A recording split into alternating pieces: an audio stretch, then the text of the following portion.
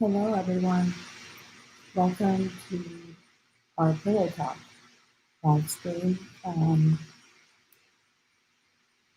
wanted to come on today and hear from you guys, and I was thinking just about the Watts case in general and everything that's been kind of going on and that has been surfacing, like the Netflix series that's coming out, and just the discussion on YouTube, the bullying, the hate that comes with it, everything.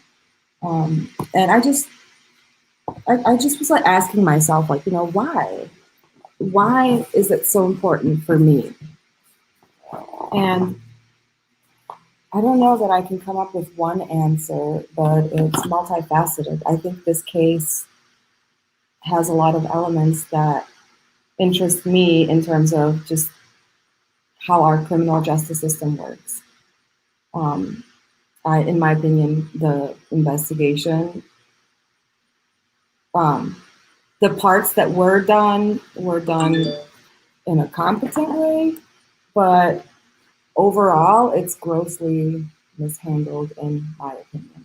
So this is a discussion forum, just a disclaimer for the people in the back that can't hear us. But we're discussing our opinions and our thoughts and our theories and our personal connections with this case and why it's so captivating. So I'm going to share the link. Let me just figure out where it is. And I invite anyone who would like to share why they're fascinated with this story and what got you interested in this story and what your thoughts are about the case or any other case that you've been obsessed with. I'm going to try to also pin this comment so that it stays on top.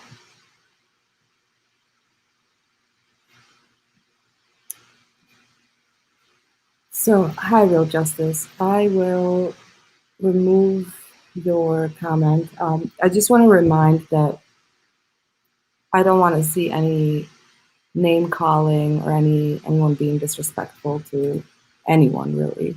So if we could just limit that, but other than that, just be yourself.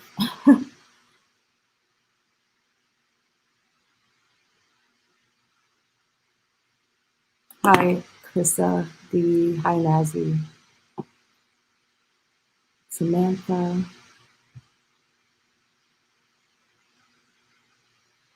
It's good to see everyone. So the link is up. Feel free to come on screen with me. You don't have to share your camera.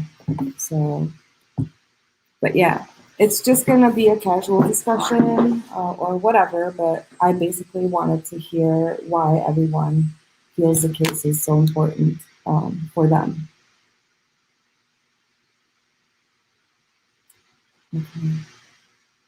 Okay, Ali, got you.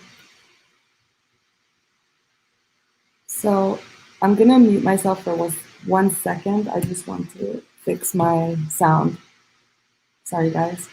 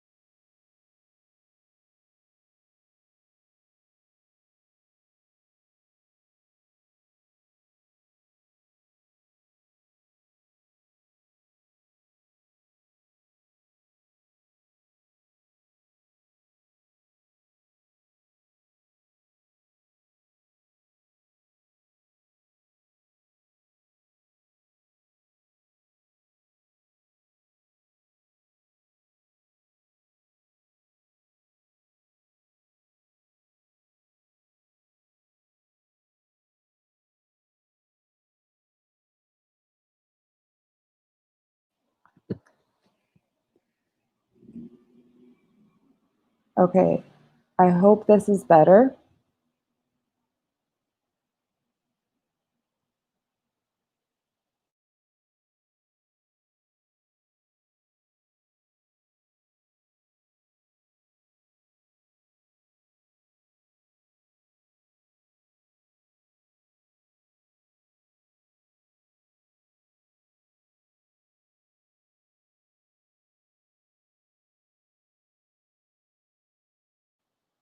Okay, sorry about that. I hope this is better now, finally. All right. I still don't see anyone backstage, so feel free to call in. And I'm going to read your guys' comments. Hey, Lisa Avery. Oh, I haven't seen you around in a while. I hope you're well.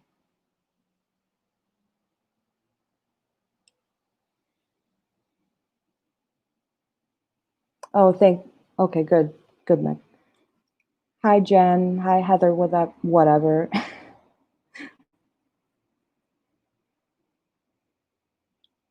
Hi, Spanish for fun.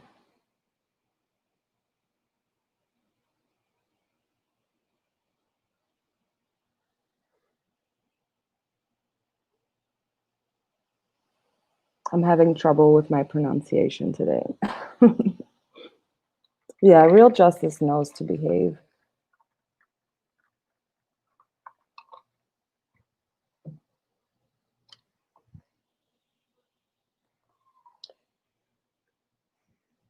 Oh, yay. We have our first caller, or I don't know what to call that. Hi, Jules. Hi, Dr. B. How are you? I'm good. How are you? Good, good. Glad to be on your call today. Well, I'm excited. So I'm excited to hear from everyone. So why don't you just tell us where your fascination is with this case? Like, why can't we get over this case? Well, Dr. B, I ask myself that every day because in my mind, I've got 1,000 other things I could uh, use that room in my brain for, right? Mm-hmm. Like, I mean, I'm a mother of three, I've got a job, I'm busy. I Mm-hmm. like true crime, but that's Friday night Dateline and then move on for the week, right? That was before this case. And I can't let it go. And I want to desperately. But the Mm-hmm. bottom line for me is every time I scroll by and I see Shanann's face and the girl's face and even Chris, like the whole thing, I just can't, I just don't think justice has been served. And I wish it was. And, this whole Lacey Peterson case is coming up now.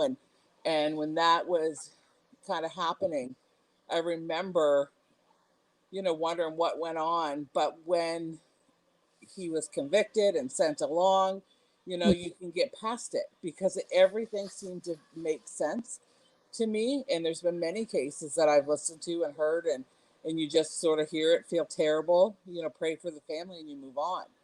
Mm-hmm. But in this case, it would be nice if we could, right? Because then you almost feel tortured a little because you just know that justice hasn't been served. It just hasn't been. In what way? In Well, what? we also have Stephen. I'm gonna add him. Okay. Hi, Stephen. You can hear me? I can hear you. Okay. I didn't know if you could hear me or not. So in Yes.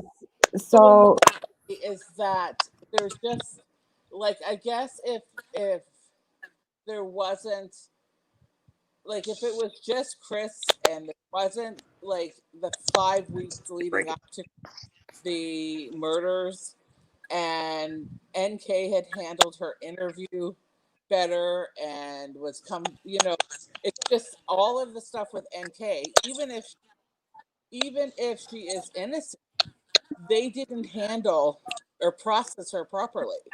mhm. And so To be honest, I don't think she's I'm innocent. uneasy with I, that. I don't believe that she's innocent. I believe that Shanann caught them at the house that night. And that's what had to have happened, because there's no way possible that he could have carried her. You Yeah, know, and there's And I just also have that video. overwhelming feeling. There's also video that shows him dragging her as well. So, yeah. See, for hi, me, like, caffeine. I constantly go through my mind with like and we don't talk about it a lot. And when I say we, when I read through, I'm almost in all the groups. Obviously, a supporter of ADs, and there's just a topic that for me that bothers me, and it's that, like, I don't know, it bothers me that there was somebody else at the crime scene, you Right. know, on that Tuesday. It bothers me Hi. that we don't have a time of death. Like so many things just bother me about the case. It just doesn't seem like when you're talking a quadruple murder, you would expect every stone to be turned to make sure justice is served. So that's where I stand. And if you notice, Christopher's always talking about a story, and the story doesn't add up, and Right. every story is different. And I don't know if it's because of the fact that he's trying to get, you know, what's that word I'm looking for? Just to confuse everybody and not let the truth out. Because I believe the house is haunted, and it's not just Shanann in there and the girls. I believe there's a demon in that house. Well, I don't know. I don't know about that. I definitely feel that there's some uneasiness around the house. But Dr. B, you were right there on the step. How did you feel when you were there? I just wanted to, I muted Steven real quick because there's a clicking sound. I think it's coming from you, Steven. So I don't know if you have headphones maybe. Phone's here. But I can hang up if you want. It's up to you.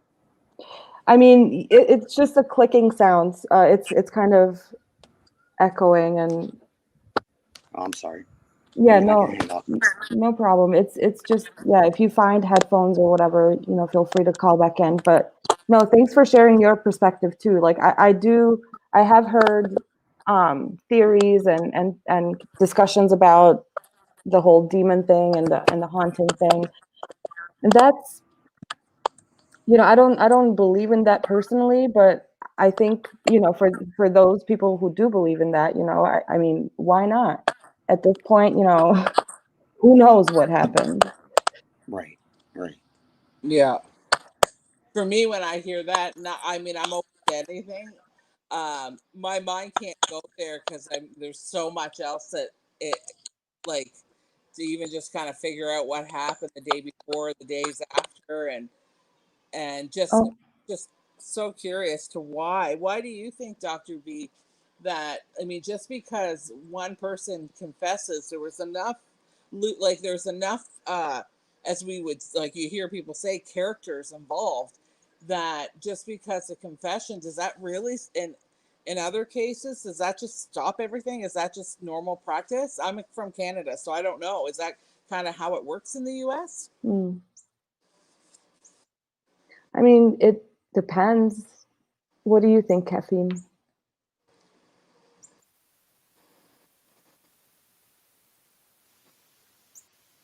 No, we can't hear her.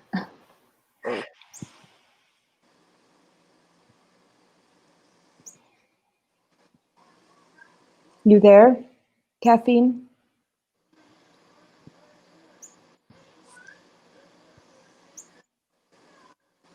No. So I All don't, right. I just never heard, like, I mean, maybe that is the case. Maybe once you get the confession, then that it does stop the clock. And Yeah, I mean, yeah, I would guess that it depends on the case. I don't know. Like typically you would have to match the evidence to the story, right. and certain aspects match here. The fact that Chris obviously was the last one to see Shanann per his report, and we know that she did come home. Yeah. And then the CCTV footage of the truck and everything, that we can speculate on the pixelated stuff that's in the footage, and the shadows. And well, I mean, the shadows aren't even a speculation. I mean, it's true, it was confirmed, but I'm talking about like the NK shadow or whatever. Like, I'm not willing to 100% say, yes, that's her, because of the quality of the video. And that's something that, for me personally, to make up my mind, it's not strong enough, because it's like an ink blot. It means different things, and people see different things. Me, when it comes to that, what I see is that I think that, like, I want to be diplomatic about it and just say, yeah, well, maybe, all of those things. But sometimes when you see what you see it, right? So maybe it's Yeah. okay. I don't know who it is. I can just put it that way, but I can tell you that, like, sometimes, like in life, sometimes you just can't unsee it. And Hmm. I see that as much as I see his car pulling, backing in.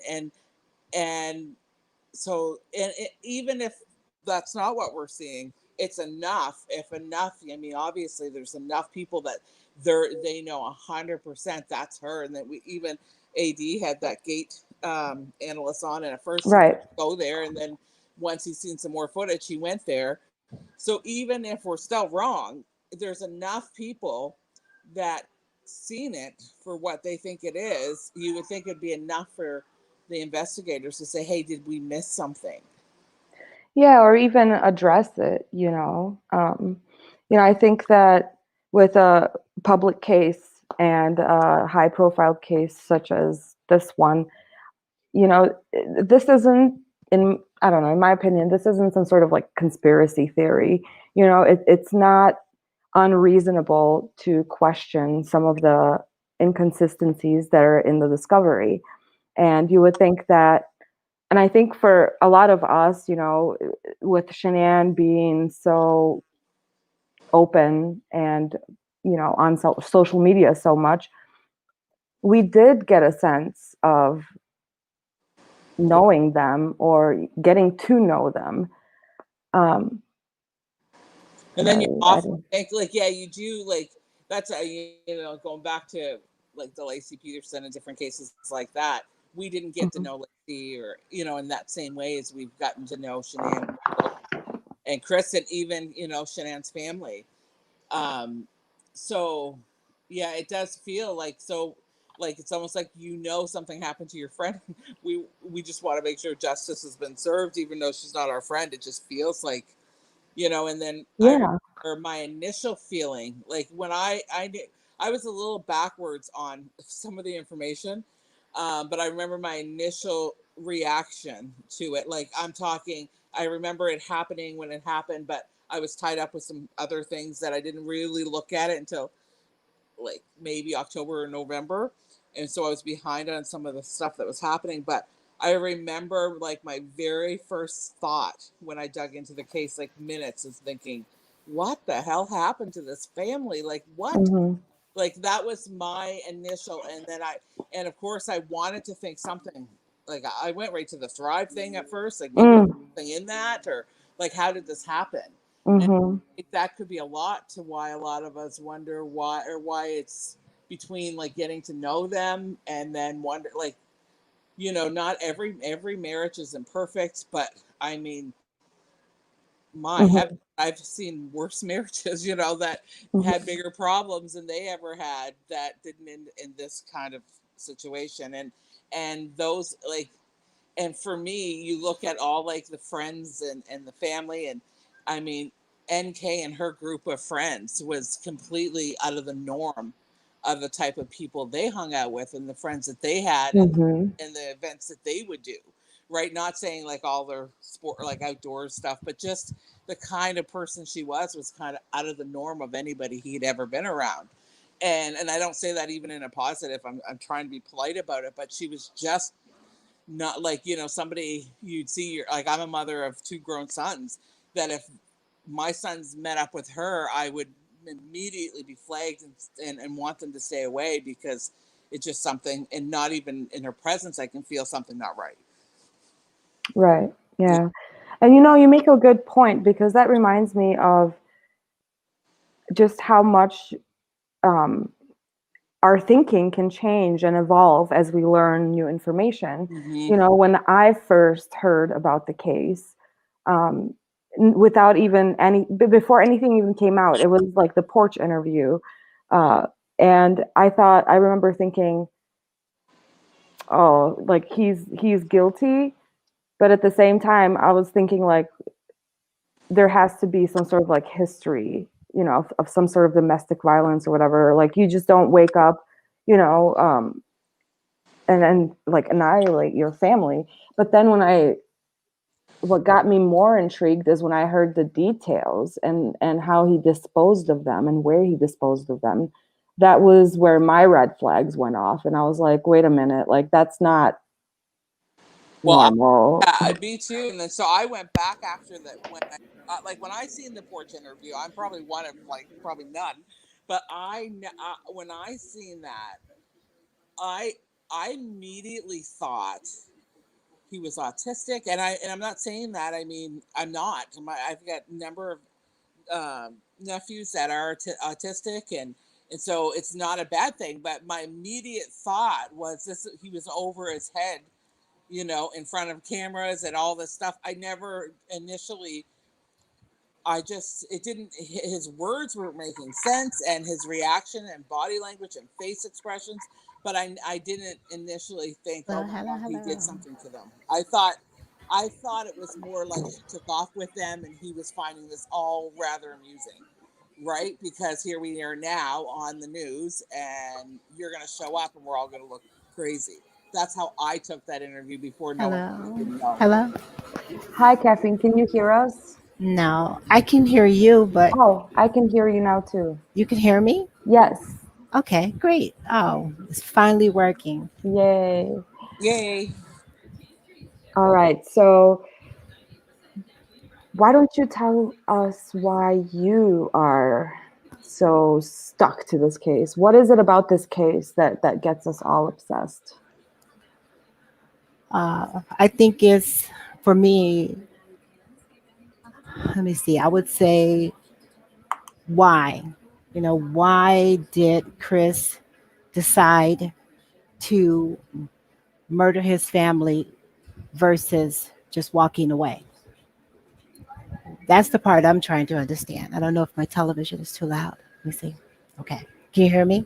Yeah, we can hear. Yeah, I don't understand. I don't understand why would he choose to murder his family versus walking away. A man with no history of violence, a man with no history at all of this kind of behavior, one day decides, in order for me to have the life that I want to have, I'll just get rid of everyone. I don't get that. Right. Mm-hmm. I just don't get that, and I don't understand it. I hear people saying that he's a sociopath, he's a psychopath, and that is not true. I don't see those behaviors in him. So why did he decide that he could not walk away from his marriage that he evidently was unhappy in, Mm-hmm. but he would choose to murder them because there's no way he thought that he could get away with that. No way. Right. So that's what keeps me, is that I don't understand why somebody like Chris Watts would decide to murder his family with no history of violence. None. Hi, Cher. Hi. What do you think? I'm agreeing with a lot of what Caffeine's saying because I did like right away think, oh, he's guilty. It's got to be him, just from statistics in true crime cases. And it wasn't until just a couple months ago I actually slowed down and listened to the words coming out of Chris's mouth because I heard what he was saying, but I didn't pay attention to what he was saying. He was just guilty automatically to me. A lot like what everyone did with that, is it Shane Casey, I believe? Shane, yeah. Mm-hmm. Yeah, everyone just assumed, well, it's him. It's, who else could it be? It's him. And it turned out not to be. And Well, to be fair, he did have a lot of the same body language, so it wasn't, for me, that's kind of what did it, because initially when I watched Watts, I knew that I could tell that he was lying about something. And my thoughts weren't like, oh, he's guilty. I just knew that he was lying about something. And because I was like, quite frankly, too lazy to even like dig into it at that point, I just like brushed it off as another like family annihilator. Then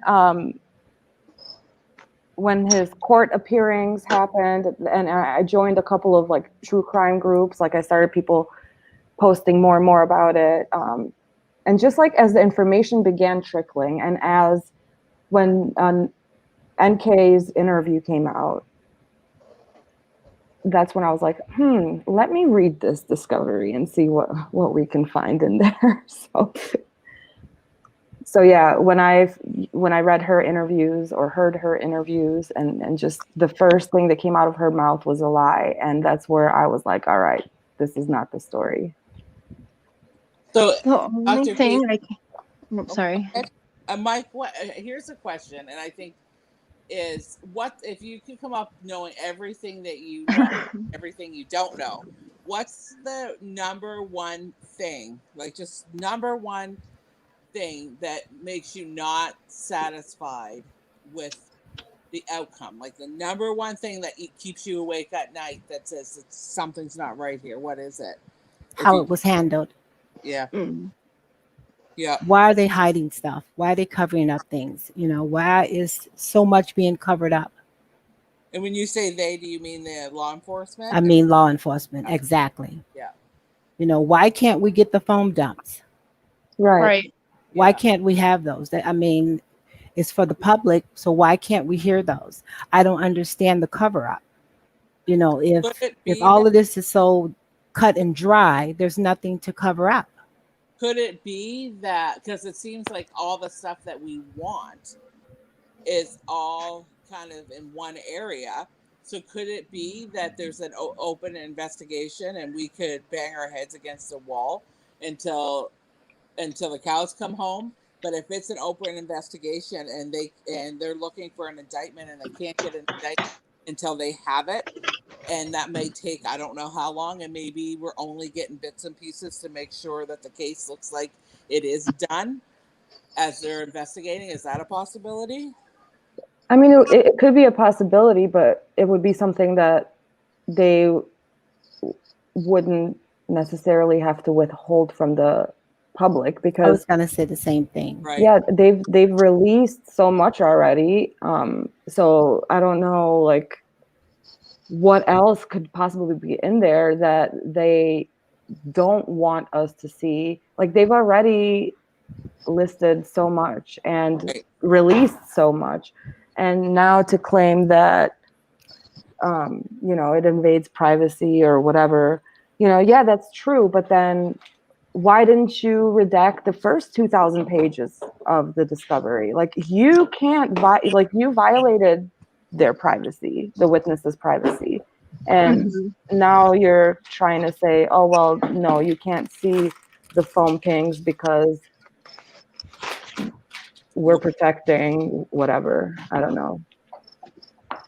Well, and I wonder if that's why they're not selling the house, because I feel like one side of the family, or actually both sides, I feel like there's one side, I'll say Razzleberries, seem to want money and need money to pass some law that actually doesn't take any money to pass, by the way. But anyway, that's a whole nother thing. But I'm wondering if they're not selling the house for maybe they're looking back into it. As you said, Dr. B, like we never expected Scott Peterson to have another trial either. Yeah, I don't know. I mean, I really don't know how that works in terms of like property and why it would be delayed. Because it was delayed a couple times, like 2-3 times, 2 for sure. Right. Well, at this point, the bank has to want its money. It's been over 2 years with no payment on the house that we know of anyway. And the bank, they don't get, if it's out of like the hands of law enforcement, or maybe it's got to do with some insurance, I don't know, but it's 2 years. Like, that's a long time for a house to be sitting in foreclosure and not even and the bank's not even able to sell it. Mhm. Why? Right? Right. Yeah, none of it makes sense. No, it doesn't. And even if it's Shanann's family that want the house and they need money to buy the house or whatever, the bank won't care. They don't care. It's all about just getting like unloading that property and moving on from it. So it would have to be something legal or insurance or something.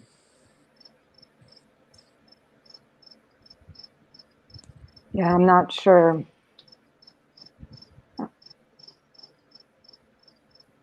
Right? And you would think even like if say Shanann's family wanted it, they've got so much support in the out there. If they really wanted it, I'm sure they could have done like, in quotations a GoFundMe, right? And there's so many people around the world would have helped them purchase that house. Mm-hmm. Queen for a Day says, there's no ongoing investigation. NK is home free, a complete travesty of justice. She was involved, in her opinion. What do you guys think about that? In my opinion, I still don't feel like she was physically involved. Mm-hmm. Uh, I feel like she messed with his emotions. I feel like she played games with him, but as far as being physically involved, I still don't believe that. Hmm. I would like to be able to say that. I would be just lying if that's what I said. I do. I just too much is pointing in that direction. I don't know. In my opinion, I'll put it like that. I would say, There you go. yeah, That's like allegedly these days. Exactly. In my opinion, I don't feel like she was physically involved. No. And in my opinion, I kind of feel like maybe she went there knowing Chris would back out of it and she wanted to make sure it was done. In my opinion, I believe she was at least there. And I think that still ties you to the crime and you should still be put away. Just like that girl had to do time for sending yeah. text messages telling her boyfriend to kill himself. She still had to be charged for that. So it would be the same thing of even if she planted that in his mind, she should be behind bars. Well, even isn't that like, In my opinion. like say she never did anything physically and harmed anybody, but she was there or she lied during the investigation. That alone with the investigation. So that would be enough in itself. Mm-hmm. But we don't even know if that's the case. So. Hi, Sunny. Hi. I just wanted to throw in my 2 cents. I had never heard of this until the afternoon that the news broke, and so I binge watched Shanann's videos. And several hours into them, I am a retired nurse social worker. I am a mandatory reporter. And I thought, oh my goodness, if this woman is found, I am obligated to call because I believe she was abusing her children. Why? What makes you say that? Well, What evidence did you find for well, that? because she seemed to be using them. I'm a mom and a grandmother and a great grandmother. She seemed to be using them to no end. The ones where Bella was hungry bothered me. Bella's behavior as she grew older in the videos, she was a nervous wreck for a 4-year-old. My goodness. I just felt that Shanann had a Munchausen's by proxy. I don't think she had lupus. If she did, she didn't act like anyone I've ever known with lupus. They try to stay out of the sun. There's a great deal of pain. Just several things. And then I thought with Chris, when he was standing on the porch, I thought, you're lying, buddy. You killed her. I have a bullshit detector at age 86. And I felt then I learned a little bit about him, and I thought, you know what? He had a life before he met her. He had a family, he had a car, he had a bank account, he had friends, and in the end, he had nothing. So Right. took his life before he took hers. That's just my lowly opinion. Right. Okay. So I'll go away now, ladies. Thank you for letting me join for a minute. Well, I'll thanks. just lurk. Thank Thank you. you. Thanks for sharing Bye. your opinion. Bye. Bye.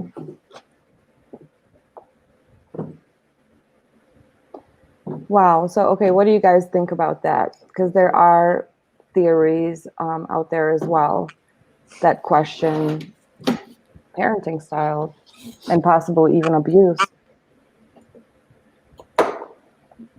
Well, I don't know. I mean, in my opinion, and only mine, if someone, I feel like I'm a good mom, and but if my whole world, but I would never put my world out for display like that. I don't know. I don't even know if it's neither here or there at this point, because there would have been nothing on this in this world, in my opinion, that she could have ever done to deserve her fate.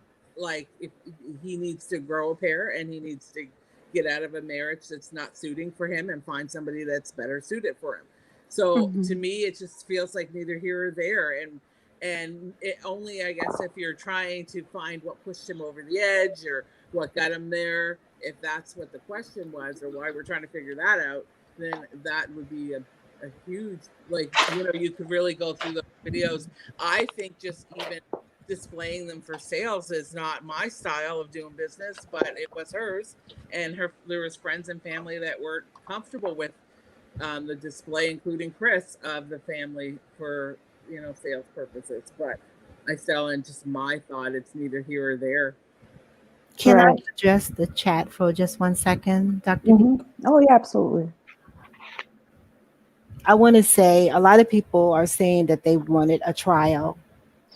And what you don't understand is that in a trial, the defense lawyers would have said exactly what Sonny just said. Good They would point. have brought out so many things, ugly, ugly stuff. It would have been a very ugly trial. And if you can't handle someone's opinion, how are you going to handle a trial that would have been terrible? Some ugly stuff would have been said about Shanann. A lot of ugly things would have been said about Chris, his family, etc. So when you're dealing with true crime, you're going to have to stay open-minded and you're going to have to stay out of your feelings, your emotions. Right. Like, think of yourselves as jurors. Like, if you went on a Get jury all bent out of panel, shape over someone's opinion.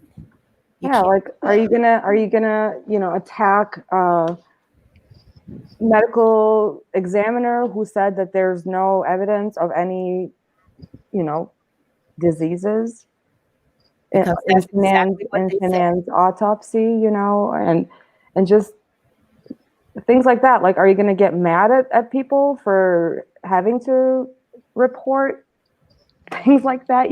I just don't understand. So in my opinion, there's not enough information for me to say one way or the other. There is a lot of there are a lot of red flags, but none of them lead to anything that can be concluded 100%, if that makes sense. So I don't know. Like, I would say I don't have an opinion on that. Do I think that their marriage was like healthy and stable? Absolutely not. Like, from the beginning, Right, even obviously not. even before Shanann went away, and even that in itself, I don't know. I mean, not necessarily judging me because I already have one man behind me, but I don't know that I could have ever justified like leaving for 5 or 6 weeks. And not because like he would make a fuss about it, but more so because it's like why would I want to leave for 5-6 weeks? Like, I don't know. There's just a lot of red flags that I think are very important for us to talk about and be able to talk about so that we can learn something from this tragedy. I agree with the leaving.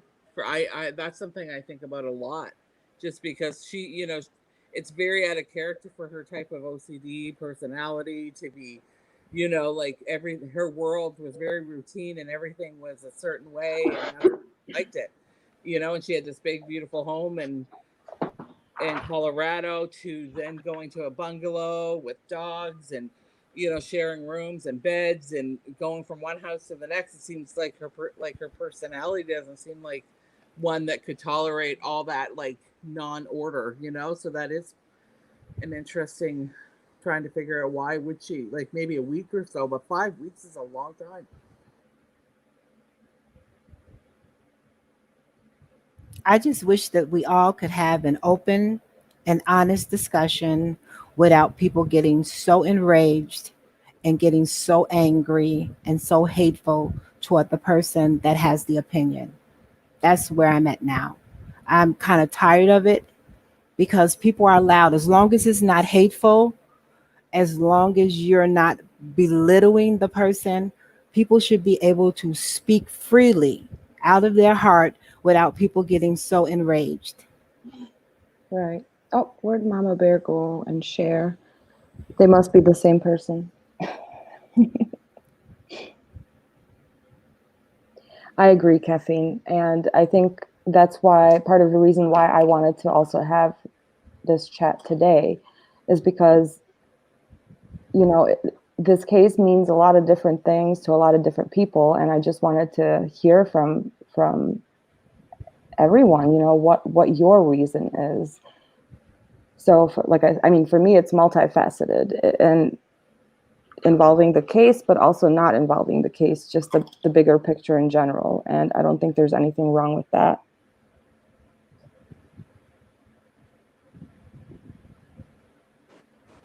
Agree. And I also totally agree with I don't even understand why there's so much hate towards this, and I don't actually don't give it any, like, I guess I'm not being attacked yet, but I just think it's ridiculous. I don't even pay attention. I just, when I feel like I want to say something, I say it, and I just don't even think that I just watch all that's gone on, and I can't even wrap. I don't even know what the heck's going on. It doesn't make any sense to me because I don't, and I've never. I'm in a lot of spots. I never, I hear support for Shanann's family. I hear some confusion, to maybe some of their reactions, but how would any of us react going through what they've gone through? So I don't even understand why everybody's in, like, the arguments that are happening and the hate. I just don't even understand it at all. It's sadistic, to be honest. I think,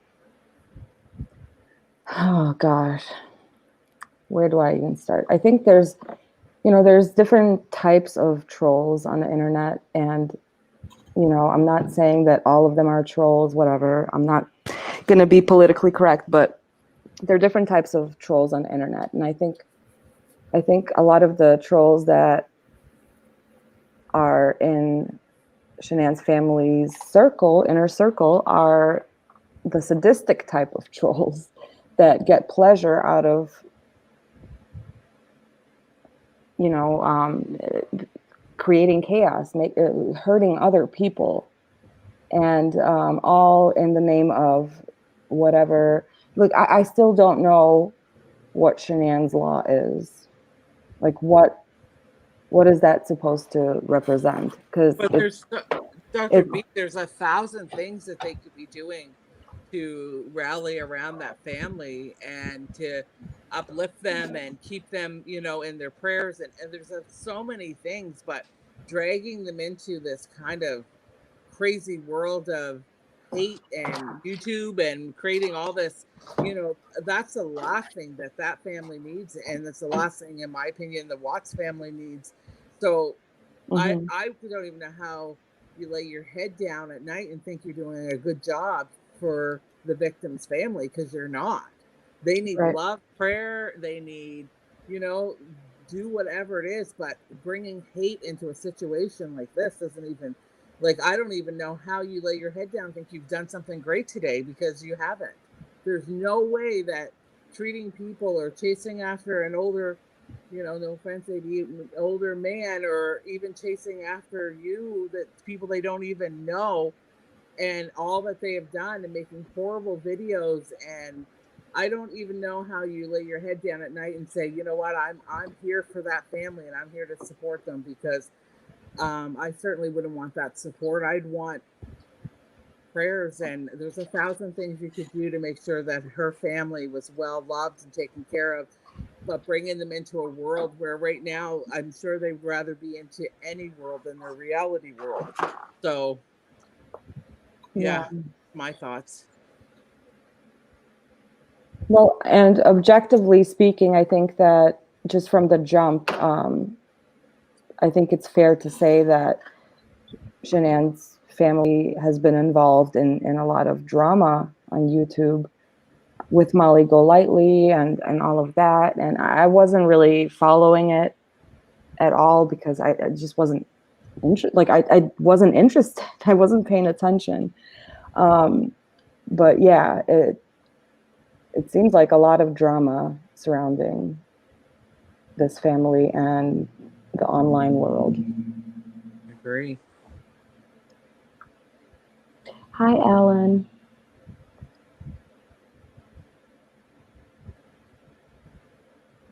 And I agree also that, like, for example, with the Shanann's Law, there's that fundraiser or whatever, like, that's fine. Like, I hope they meet their goal. I really do.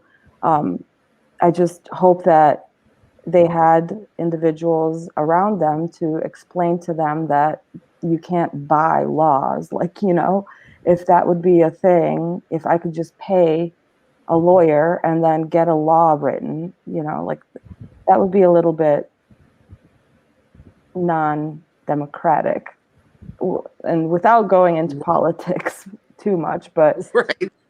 and What is the law, though? What is the law they're trying to pass? What is it they're trying well, to? that's the mystery, because I honestly have not heard a straightforward answer. So I've heard that something about not being able to, because right now it's not against the law to defame a dead person. So I think that's what they're going for, is they want to be able to pass a law where you can't defame someone who is a victim of a high profile case. So Meaning, meaning her family?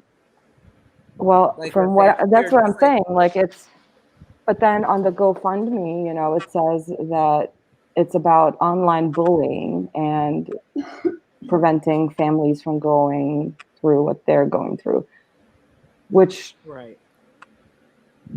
I don't know. I just haven't. I mean, we don't see who's messaging them personally, like in their personal messages. But from everywhere I've been, I've just never seen anybody bully their family. But I have seen a lot of like hate towards Shanann, and that would bother me. I get, Of course. and if I was in the Rusick's shoes, and I seen people talking about her, it would bother me, because even though it's an opinion, like it was not just an opinion. At one time, it was like I couldn't even listen to it, because even if it was all true, all I could think of as a mom and babies being gone, that I couldn't even entertain that, right? So I can imagine how her family would feel. So if that's the law they're trying to pass, and all the best to them on that, and they should have it. But as far as like getting people to stop talking about true crime, it's just, that's a big order. that I just can't see it. I mean, people have been doing it. I mean, Netflix wouldn't be doing what they're doing next month, and Lifetime wouldn't be doing what they're doing, and Dr. Phil has done it, Dr. Oz has done it, So many have and done it. YouTubers, yeah, YouTubers all over, and as long as they're respecting the family, and if they're going to, have theories. I mean, my lord, there's people are still having theories about I cases mean, 30, this 40, 50 case years went ago. all over the world. All All over the right. world. And and even though, like, putting yourself in their shoes, right? Like, they didn't ask for this. They don't want to be a family that in such a high profile case, they didn't, like, who gets prepared for that? But that's one murder and one crime, but there's thousands and thousands that people talk about every day, and those families and victims never asked for it, but it is what it is. And it is, people do, it's a whole industry where people, true crime is true crime. And so it's to think that you could stop that, it's just not going to happen. It's going to do is a bunch of YouTube drama and some people leaving and going, but at the end of the day, you can't stop that. Right. No, you absolutely can't. And that would be going directly for people's First Amendment rights. And that's not gonna work. Like, it's just not gonna work.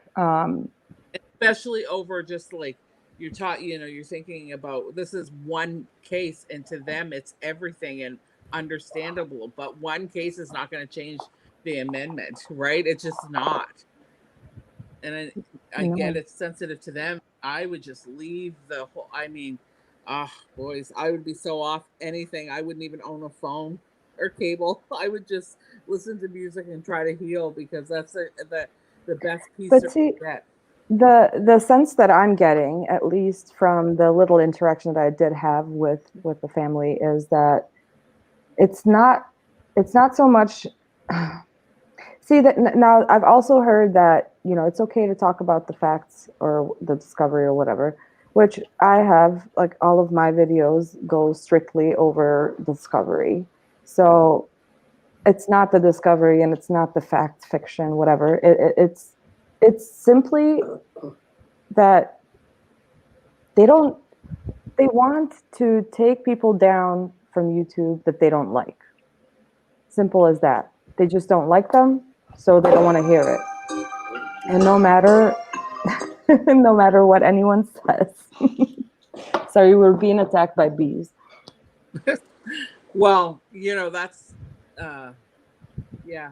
Well, there's tons of people we don't like in the world, and I don't even like watching sports every day, right? But I can't take those channels down. Like, it just is. You just avoid them, and so I don't. I think you, like, they seem like a lovely, lovely family, and they've got, like, their reactions over the last 2 years. Like, I have a hard time, like, even trying to place judgment on it, because I couldn't even imagine what they've gone through. But reality is that just because you don't like a creator, or it's just they just don't have, like, I don't know, maybe I'm going to be blunt, but they just don't have the right to think they can start taking people off because you don't like them. It just, or you don't like what they say. Or you don't like what they say. You just don't have that right. Like, it wasn't given to you, and you don't have it. And so it's wasted energy, but they're going to continue because they see it probably different than maybe I do or you do. But it's a big, tall order to think that you can erase all these people that are talking about a national crime that many, many, many people just do not feel satisfied that it's complete. And until that time, and the fun, like, we'll be long gone, Dr. B, like, off this planet, and it'll still be talked about. And I think it's really important to respect to her family and respect in your content, that to realize these are real people. And I feel that, the channels I follow, including yours, they do respect them. And I don't understand, they've got the wrong people in their ear with different agendas or something. But as long as you're respecting the real people, the real players, when you're coming up with theories and going through the discovery. I don't see anything wrong with it. And it's maybe just something to keep everybody busy. I don't know, but I just don't know. I don't know. I just think it's kind of crazy because it's just not going to happen. But in my opinion, like, who am I? I mean, I'm just somebody with an opinion, but. Well, and that's right. I mean, we all have our thoughts and opinions, and the fact that we're even like tiptoeing around what we're going to say and trying to censor ourselves so as not to say something wrong, it's absurd to me.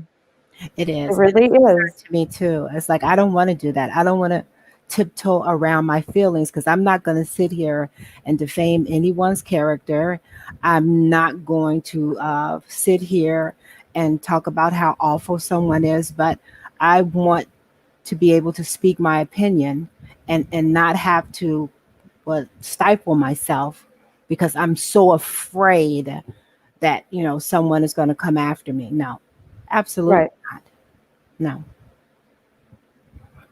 Right, and that's the crazy part that I don't know, like the family's anger is misdirected, obviously, and I'm aware of that, and I'm aware that people grieve in different ways, but I can't help but not be frustrated with like the personal attacks and everything that's been going on, not just on me, but like anyone. Yes, it's very frustrating. In the true crime community, period, and it started off just being it was a group of people who were burnt by other creators or got into arguments or whatever drama, and then they all grouped together and came up with this hit list under the guise of doing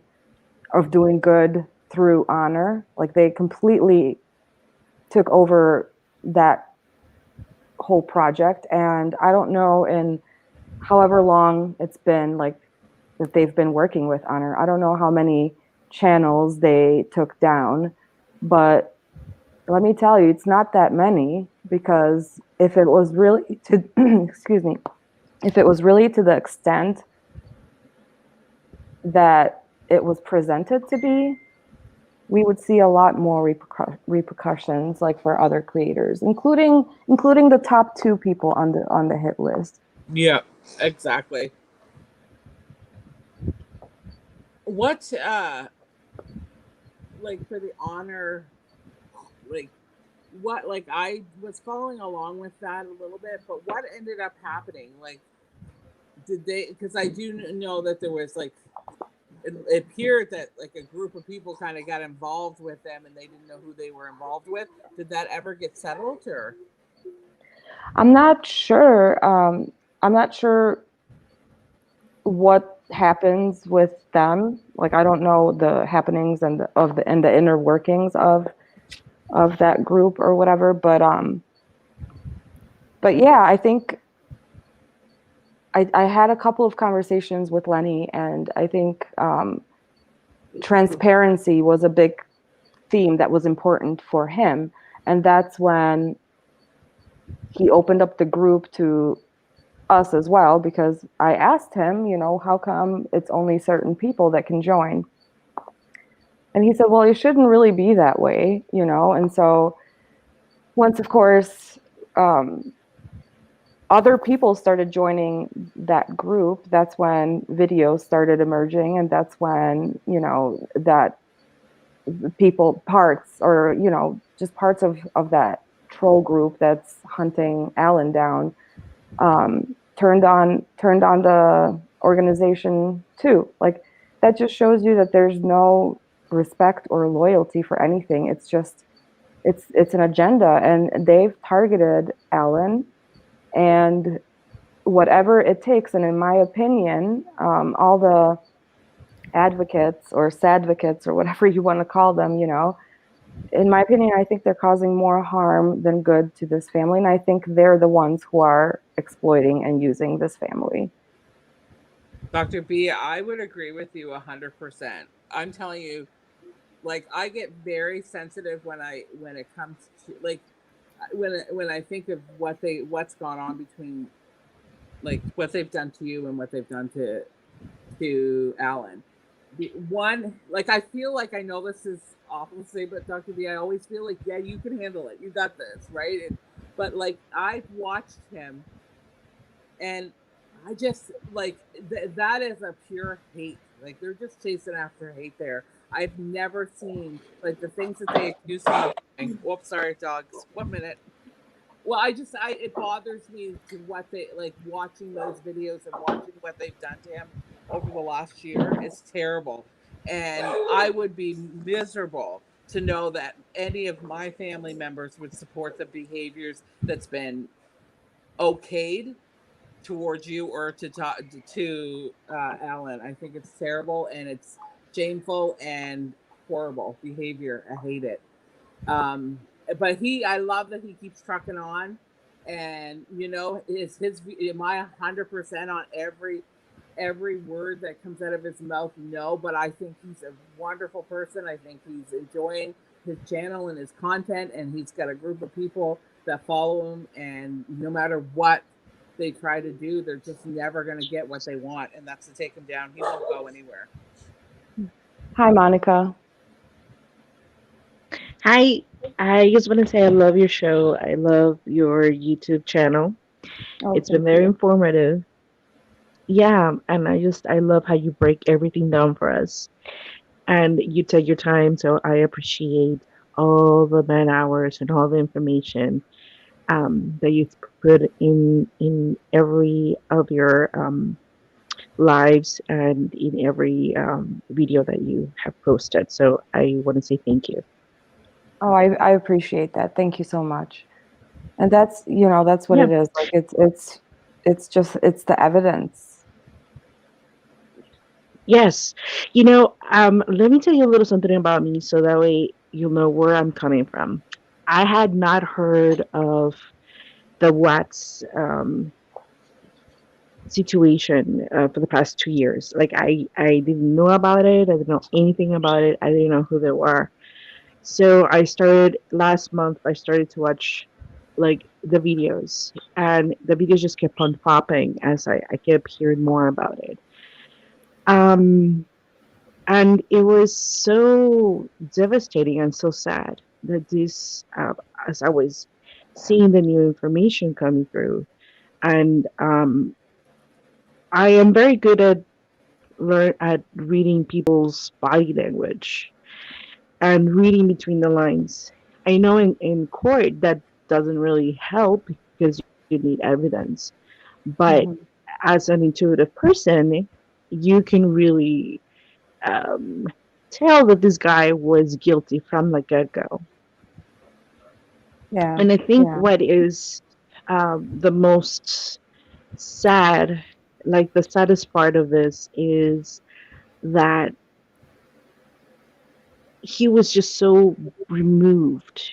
And I think, and now this is just my, like, we're talking about opinions, but I think this guy kind of, all the years that he was just accumulating the silence and the portrayal of being a good guy, of being trustworthy, and oh, I'm just a quiet, trustworthy guy. It kind of culminated to the moment where he just he was emotionally so removed from his feeling his own emotions that he's just like an empty shell. I agree So with if he did good things or bad things, there's just no way that he could recognize it. Like right now, when I think in your channel, it was like he didn't know that fathers don't murder their kids. How separated are you from yourself that you don't even know that that is not a normal thing? that. Yeah. So it boggles the mind, and my heart is with Shanann's family.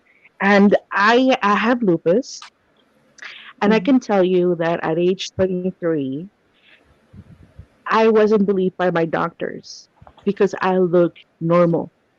Oh, I look healthy. You look healthy, you look normal. So that is an illness that is very isolating because people see you and they don't believe you, especially if you're young. So I was 23, and when you're that young and you're walking out of the doctor's office and they don't believe you because you look healthy, that doesn't help. So I don't appreciate when people see Shanann and they say, oh, well, she's out in the sun, or oh, well, she looks healthy. Oh, well, she has an active life. Yes, we do try to keep up with life, but it's exhausting. It's not like a normal person that you get tired and the next day you're ready to go. Sometimes it takes a week. If you go out into the world, it takes a week for you to recoup and do something again. So I think people should look into what lupus is because there's two Hmm. kinds of lupus and it affects every single person differently. Hmm. And so I don't appreciate it when people say, "Oh, well, she has lupus, but oh, but she has rheumatoid arthritis, and she has this, and she has that, but she doesn't look it." And that's like a huge trigger for me because it doesn't make Shannon a liar, and it doesn't make people with lupus a liar. Like It we're not doesn't. lawyers, like and it's so frustrating when you're in a doctor's office or when you're trying to go into social security, like you cannot collect anything because they need you to be bedridden with oxygen tanks hooked to you and IVs, and then maybe you're disabled. Like that's not how it works with lupus. Hmm. Right, and I think that's where a lot of the I think that's where a lot of the divisions started coming from too, is whether or not people believe that she had all of those diseases. And I think that's the kernel of truth, is that she doesn't look ill, and like you said, that doesn't mean that she doesn't have the illness.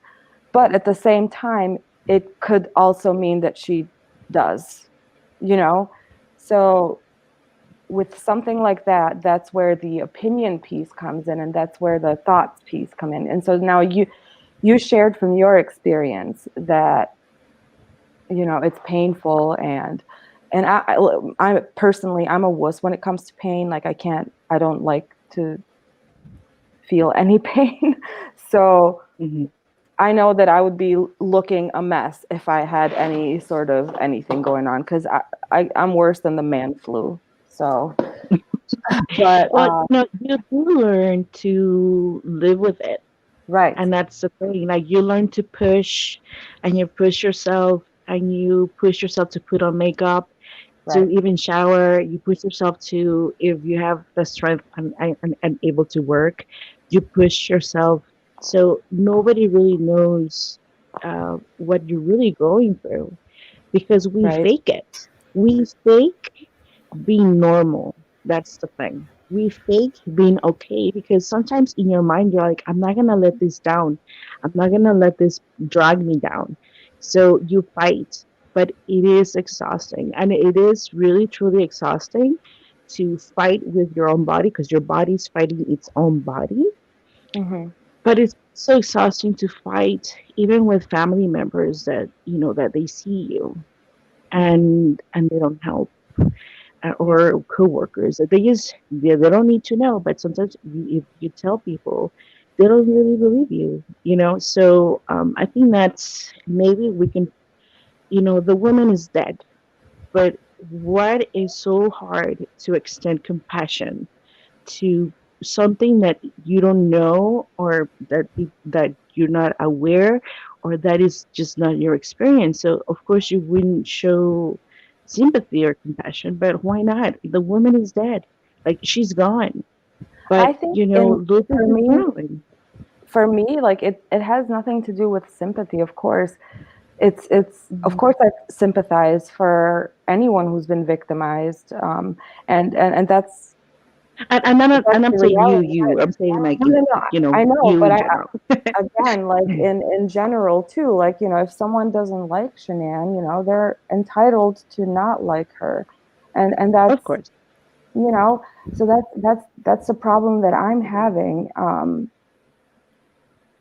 It's tiptoeing again, because for me personally, again, like true crime is, we analyze the case and we analyze all aspects of the case and we entertain different theories, just like the confession, you know, there's the first confession, whatever Chris put out there, you know, we can't even discuss that Exactly. because we're afraid to say a And name. all the information that is, And it's like that is not okay. Like for us not to have like the information that is missing. Uh, so it's and, like, and all the little details that the FBI and the CBI missed, that like you've broken down the details, and I think a lot of uh, the big picture is filled with the little details, and I mm-hmm, think that's very telling. Those little details. yeah. So And I just want to congratulate you for pointing those little details that mean a lot in the bigger picture. So thank you um, for your allowing me to express myself. of course, but I think also Max made a good point, and another illness that is invisible is mental illness. It And sure is. Max Exactly. made a point that, in her opinion, mental health played a big role in this case. And I agree with that. Yes, yes. I think with Christopher, his mom, I think we all know this goes back to the family, but also generations past, because mental illness is not just, it doesn't pop just out of nowhere. Like it's something Hmm. that it comes from generations past. We can see it in his mother, in Cindy. Like the woman is a case all by herself. So But yes, mental why would illness she does be play a a role. case? I just, sorry to interrupt you. Like, why would Cindy be Mhm. a case but not Sandy? Because I think they're very similar in personality, I'm actually. sorry, you were cut off. Oh, I think Sandy and Cindy Cindy, and Sandy, I think, are similar in personality, in my opinion. I would agree. Sandy is Shanann's mom. Okay. Yes, she Is that is. what you're Sandy? Oh, okay. Yes. Um, I have not really bumped into a lot of information from Sandy. Well, I think there's So more in this information one, on I haven't bumped Sandy. into and Sorry, go ahead. on Christopher's sister. I've not really seen much of them, of information on them. Yeah, I mean, and that's another thing too, is a lot of information about the family dynamics and the different personalities in the both families, I think, is pretty evident in the discovery too. What I didn't think was fair is that, you know, Cindy Watts and Jamie Watts were not interviewed, and so I feel like it kind of left that open for people to find a target to hate, you know. And it's like, it just sounds like we all kind of like cling to something or someone to hate, but I really think it's all just that frustration and the energy and the negativity and just everything that attracts us to this case in the first place, I think, is being enacted in all these different groups and communities and YouTube world and everything else. So a lot of projecting going on, I would say, everywhere, on all sides.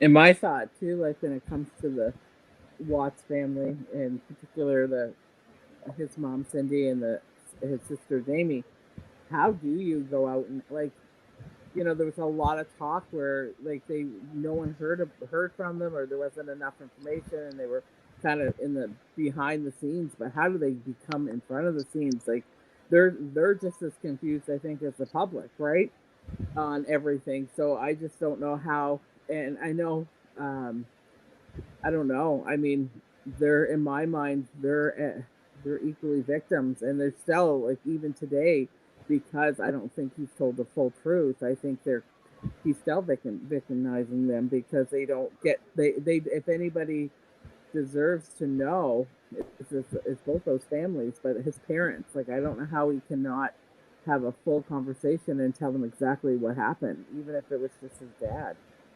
And maybe Right. he has, but I don't think so. Yeah, I think that's also part of the injustice too. I mean, what are your thoughts, Caffeine? About what again? Just is Chris not telling his parents the truth, at least? That's another thing I don't understand is why he's not telling them the truth. I mean, he owes them the truth, and at one time I felt like he was holding on to the truth like a prize, like Mm-hmm. something that belonged to him, and he just was not going to share it with anyone, or whatever he said just was so many different stories that was one awful story after the next. I mean, but I have no idea why, but he definitely owes them the truth. I mean, even if he feels like the public doesn't deserve to know, his family deserves to know the truth. They are the ones that are getting all the hate and all the threats and all the nastiness. So yeah, he definitely deserves to tell them the truth, and why he sits on the truth and doesn't want to do that is a mystery to me. And I think it has a lot to do, again, with family dynamics and how they interact. And just, I can imagine that Chris was the same around his mother as he was around Shanann. And we know that he had a really tight bond with his father, and just things like that. And I think that he's a passive personality. He He's needs, definitely passive. yeah, he needs to have a routine. It's almost like a OCD type thought process where he Hmm. needs that routine. Like he needs, and Shanann was full blown OCD, according to the discovery as well. So he never had to think about anything, basically. Um, so I lost my point. Dr. B, do you think that, like, here's another question, is like, why has Shanann's family and Chris's family never came together after this horrible, like, why is it that they're on this side and they're on that side? Like, it can't be because a mother-in-law didn't like their daughter-in-law. That can't be enough to not have them unite together. Like, Mhm. why, like, that to me is like, and I don't even think it's the Watts that are not having anything to do with them. Is it because like, obviously Jamie or the Watts family didn't commit the crime, so you would think just because they both are going through it together, like, I don't understand. They shared grandchildren together, right? And at one time, the Shanann's parents loved Chris, like, even to try to find answers together. Like, why has that? And they live in, I believe, the same state. Why? Maybe they have, but I don't think they have. Like, why is it so divided that they can't come together to try to figure out, or even comfort each other, or share memories? Why is it like the Watts are here and Shanann's family's over here? Why is that a thing? What's your thoughts on that? Well, I think the simplest response is, I think that both well, I think there are a lot of secrets in this family, or not everything is as it appears, basically, which is no surprise there. We know that there are a lot of troubles that were kind of like glooming and dooming over Shanann and Chris's marriage, and that were kind of unexplained. Number one, their debt and how that was going to be sustained. But yet they're still also planning trips to Aspen, and it's just a baby on the way. So a lot of disconnects, a lot of problems that are like just kind of like in a petri dish. They start off small and they just keep growing and growing and growing. Right. And But the relationship really wasn't healthy. They were just amicable with each other, but it wasn't a healthy relationship from the get no, go. no, right. And I think that both Chris is avoidant, but I think on some level Shanann is as well, and that's not necessarily a bad thing, because she did work multiple jobs at once with all these different MLMs, and as she was a good salesperson, and I would agree with, I can't remember who, I think you, Jules, I think you said that you didn't agree with how she used the kids, in the Thrive videos and stuff like that. I didn't think much of it at first, but when you put it in that perspective, I think that's something to think about, because I think it wasn't genuine, and sometimes it is uncomfortable watching some of that stuff, because it isn't. It's kind of forced. But Right. that was her hustle, and she was good at it. So good for her. But I think she really got caught up. I mean, just even like my sister was mentioning, like the vision board party and just all the goals and the plans that she had for herself. She was just very, very ambitious, maybe to a fault. Yeah. And like like people put on Facebook, like those videos that you see of Cece just kind of being Cece doing her thing. That you can, but those ones, like each for their own. People put photos like that. I just like forcing them all to try the new bar that just came in, and you've got this uncomfortable husband sitting there holding the dog, and all of it just felt very. And then the kids like hungry and just wanting it, and they're evaluating the product, and it just seems a little bit too much for my liking. But she was really good at selling, and I think she would have been equally as good without forcing the family to do things that they didn't want to do. Right, I agree, and you know what? And that's totally okay to think that, and I don't think you're wrong. Like, I think if you took um, anyone else who does that, like when I see that, the pageant moms and all that stuff, like I cringe when I see that stuff. So it's okay to not agree with that. Like, people raise their kids different, and they have different views on what's acceptable and not. But what gets me is that Chris was the one who should have said no, or stop, or we need to Exactly. talk about this, or That's right. but I he totally didn't. agree. And he did it, and that In old fact, he took out his 401k and then didn't follow up with that, because that money didn't go towards the mortgage either. Like, and everything is just kind of happening. Money is disappearing, and checks are being sent to wrong addresses, and it's like it doesn't make any sense, and everything's okay, and no one's talk about it, and they had an emotional conversation about not being compatible. All these secrets, no one's calling it like it is, no one's saying no to anyone, everyone's just being straight up fake. Mm-hmm. I do think though the mortgage was paid with the 401 whatever. Because Yeah. I hear that a lot, that people say she didn't, but I do. It What happened was they took it out. They caught up in the mortgage, and then as soon as they caught up, they stopped paying it again. So by the Mm, time you got to August, they were back again for 3 or 4 months.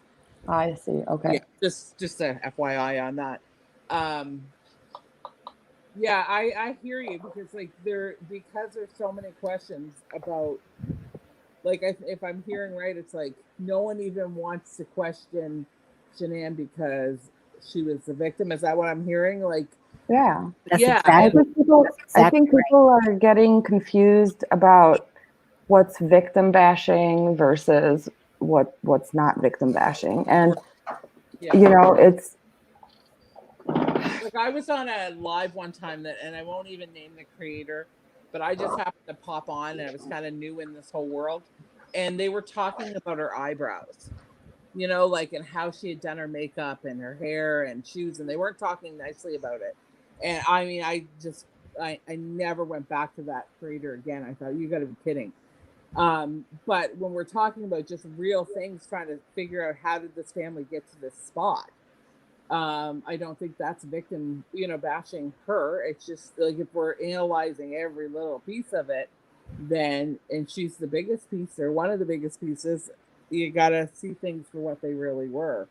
And exactly. but at the same time, I think, like, I talk about bringing the kids into sales, and I don't like it. I hated it.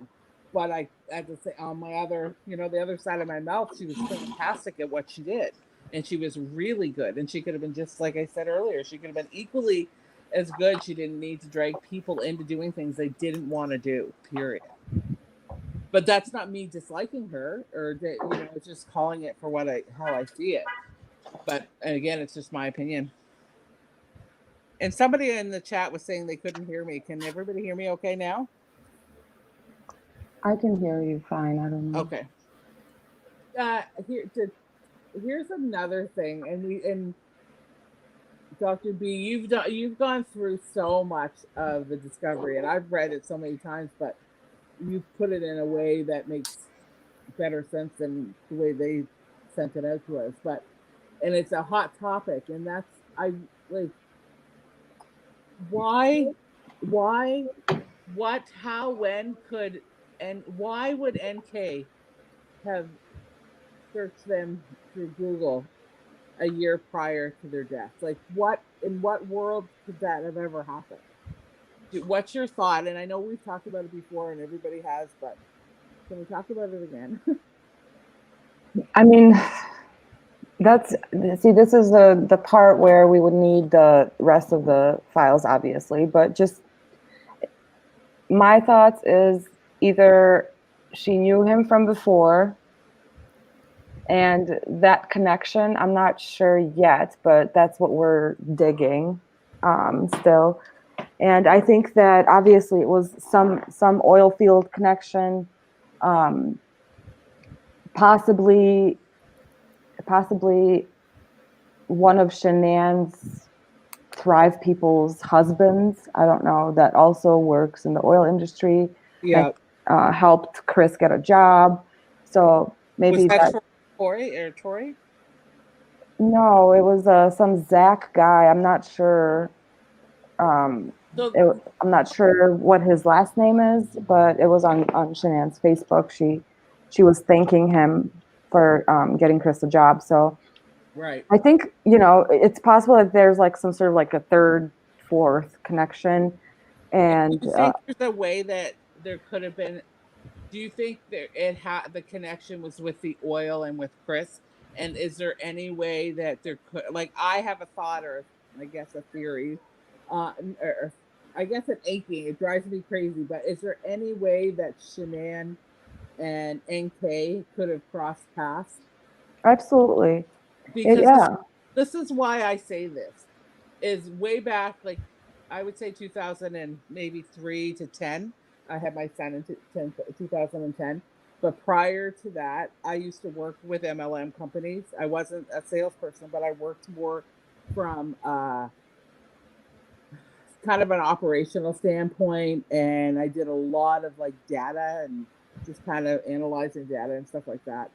And way back when I didn't know everything I knew, and we were trying, it was kind of like, how did why, when the Googling happened, my first initial thought was, if you could go to all of the MLMs that she had worked with, and it wouldn't even be Thrive, I would say it would be before that. And if those companies could get the MLM downline list, You know, I would be very curious if you didn't see her dad, or somebody in that line, right? That because it just makes no sense to, because from my understanding, I think she Googled Shanann before Chris, correct?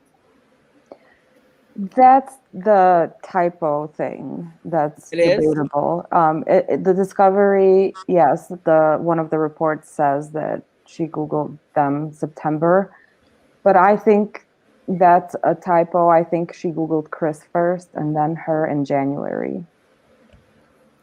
Okay. So I think it was Chris first, hence the oil thing, Yeah. and then she Googled Shanann the same day of her vision board party.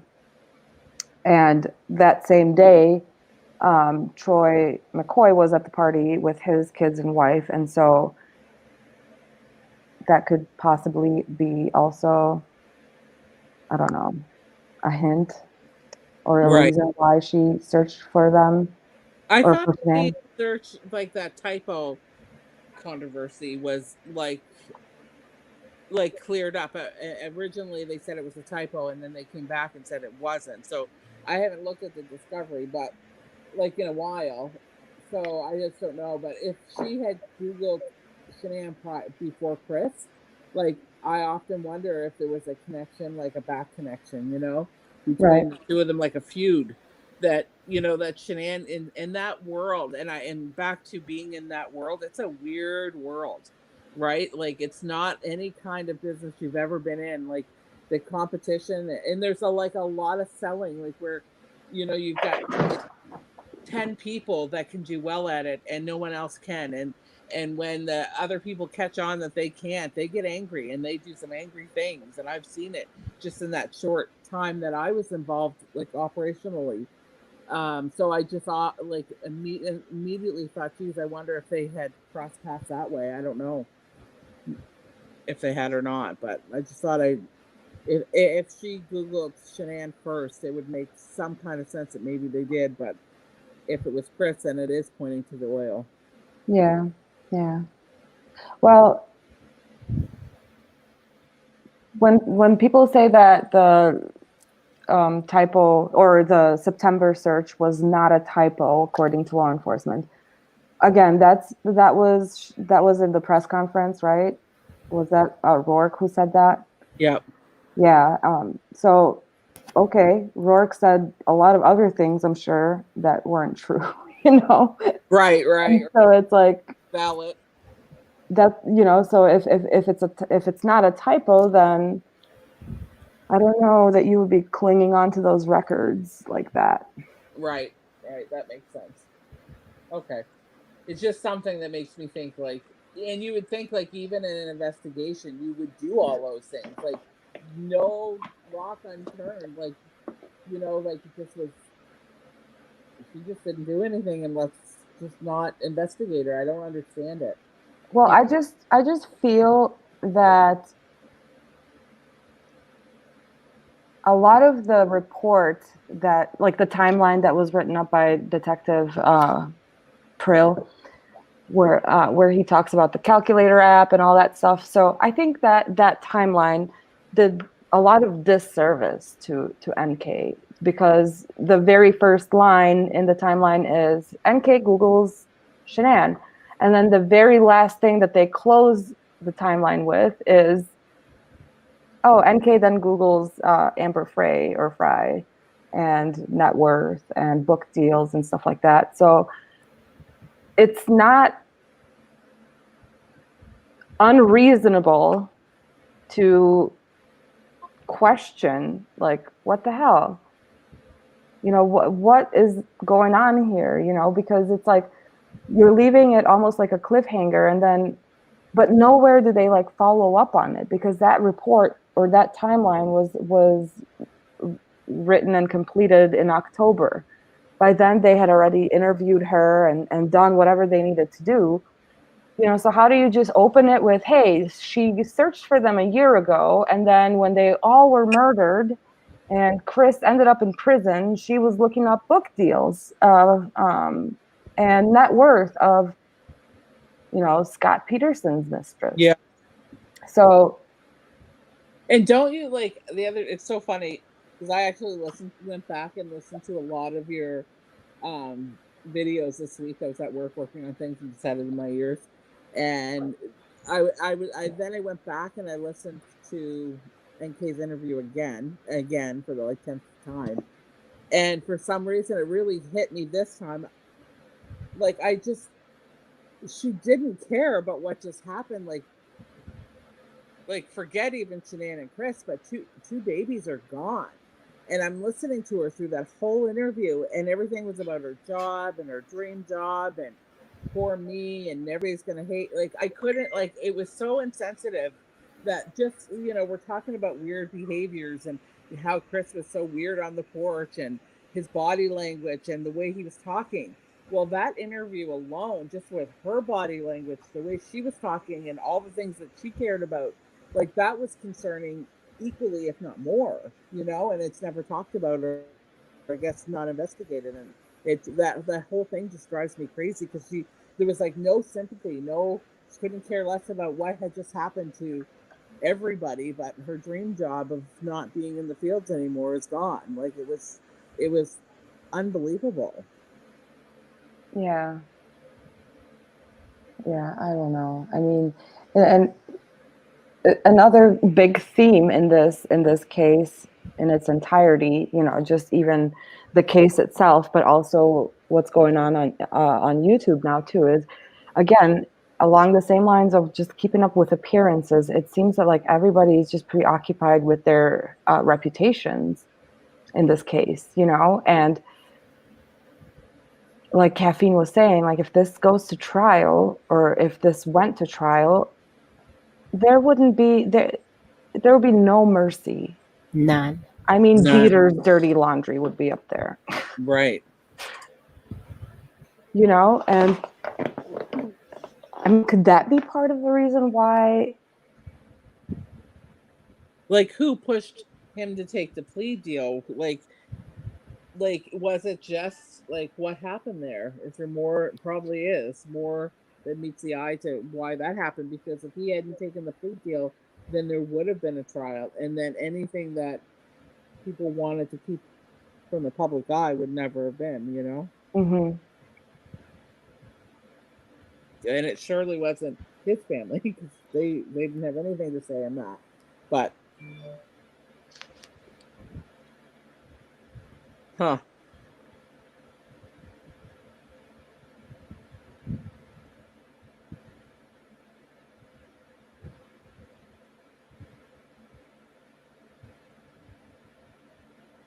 There's a lot of people, and I'm reading the comments too. There's a lot of people that do believe that NK was stalking Shanann. Yeah. What are your ladies' thoughts on that? I believe after she got involved with Chris, that she was stalking Shanann's Facebook, trying to see who she was. I believe that. I don't know about before, but well, that's not true because she Googled Shanann when? January 2018, the one that we know of for sure, and then there's a September 2017. I'm wrong about that then, because if she Googled in January of 2018, she didn't supposedly meet Chris until when? June? Right. Well, March allegedly is when she started working there, but yeah, she says that they started talking in June. So yeah, there's a lot of untruths in that then. Why was she Googling him? Why are you Googling someone you don't even know? I know. You're supposed to not know. Even if you just stay like on the January timeline and forget what happened in August, right, of 2017. Why would you do it? It makes no sense. Mm-hmm. Why wasn't that like don't you think, like, if you're investigating, isn't that enough to, like, that's just one of 1,000 things, but wouldn't that be enough to like put a pause to be like, what happened? Why would you do that? Like, was she even questioned about it? Did it matter? It didn't seem to. No. It seemed nothing mattered after he took that plea deal. Yeah. Well, even if he is okay, let's just say this. Even if he is guilty, which I also believe, obviously, that he's where he belongs, regardless what your theory is, he is convicted of murder. So, but if NK, I don't even know. Hold on, I need to think about what I was gonna say. I'm losing the plot, guys. Oh, that's funny. It'll come back to you. I am sure it will. So let me just retrace my mental steps. Well, we were talking about why did she Google him or Shanann? Why did she Google Shanann before she met Chris? Okay, I'll think on it. But you guys, if it comes back to me, it does. All right. And even like, Oh, I'm sorry, loud car. yeah. Oh, okay, I think it came back. Yeah, even if he is or isn't guilty or whatever, like I feel like there's still questions in the case, regardless of whether the case is closed or not. For example, one being the autopsies like don't match. How were they killed? Like we don't even know. There's 3-4 different accounts. Like the injuries don't match. CC has no injuries. Like I don't know. Even the time of death, like Yeah. like that. You know, I thought it's so funny where I'm even on this because I don't usually jump on in chat, but like this morning, all by myself drinking my coffee, I'm like my mind went right to Monday night.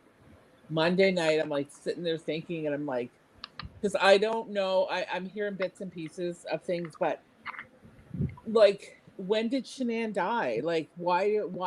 Like, it's not like they had to figure it out. Like, it either was in the middle of the night or it was when and why.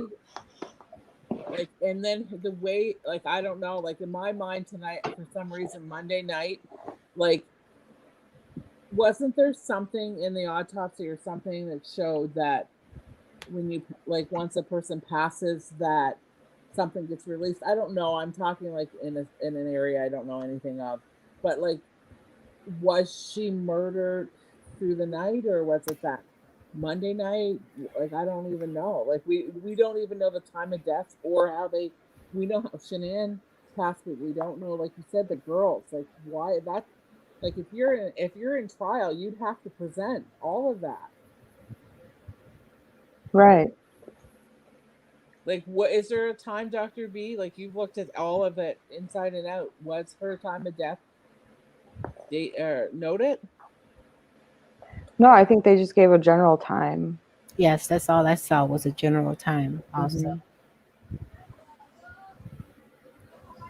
And how did she end up in the state that she did? Like, I just don't know. Like, in terms of like no clothes on and all of that stuff, none of that makes sense to me. Like, all of that stuff is, you would like, just thinking if you were presenting a trial on this, where would you go? Like, there's so many unanswered questions that they would never have got a conviction for Chris during a trial if they couldn't present the questions we're asking. I don't think, in my opinion. Like, what? Again, well, I think that's part of the reason why it didn't go to trial. And I do believe Chris when he says that he is the one that initiated the plea deal. Like, I do believe when he says that 2 weeks later, that he said, I'm just pleading guilty. And there's a reason for it. That's what he said to his own mother when she asked him. but he also put a fuss up. There was, didn't he? Well, yeah, you're right. He did. He did put a fuss up, and he didn't want to admit to the girls. Yeah. And you look, like, if you take just pieces of it, right? Little pieces, and let's talk about just the girls, right? And you go back to his first interview, with Coder, I think his name is. And Yeah. you do you go through that, and then he meets Tammy the next day, and and every time, and you just like kind of forget everything. And I've done this where I'm just focusing on Chris and the girls and what happened and how he tells the story from the moment on the porch right to his second interview, and then I don't even pay attention to the book. But if you go through that, like, and you can start to see like his body language, and you can start to see all that. And he was so adamant about the girls, and when he would talk, like when he would talk about them, he was just like the way he would say it. I didn't hurt my girls. I didn't hurt my girls. And then even when he did this confession, he just had a way about him. But you can almost tell when he lies, like he starts to bite the top of his lip, and he just has this whole body language thing that happens. But I don't know. Like it's just so much. You just go on and on, drive yourself crazy, right? Because like, and I know I absolutely don't think Shanann did. Like in my opinion, that's not where I'm going. It's just that he seemed to have like conviction when he would say he never hurt his girls, right? And then you go and you get to the trial where he didn't even know that Bella had injuries that he should have known if he did it, and like it's just, you know. Mm-hmm. And then you even think about like the very, and I agree 100%, he's exactly where he belongs. But when you go and you hear different people saying they've spoken to him or letters and different things happening, he's always like Shanann, he still shows zero remorse for, and shows like just a blah about. But when it comes to the girls, if you can pull emotion out of a guy that has nothing, right, he shows more on that side. So I He don't did. know. He got very emotional over the girls. Yeah, Yeah. shows nothing when it comes to Shanann. Nothing. Nothing. And like, he misses her pizza, and can say good things about her and her cooking and a go-getter, but it's very like friendly. It's like he shows zero emotion towards her. But when it comes to the girls, and then he has dreams about the girls. I don't know. It makes you wonder, you know. Yeah. Well, I know people talk about body language, and I don't know a lot about body language in Chris Watts' situation. But what I saw was a man that seemed like he had no interest in finding his family. Mm. That Mm-hmm. he was just doing this. It was said because he was told to, but it just didn't seem like he was concerned about where his family was, that his family was missing. And you would say that would that's because he knows where they are. He knows they're not coming back. He knows where they are, right?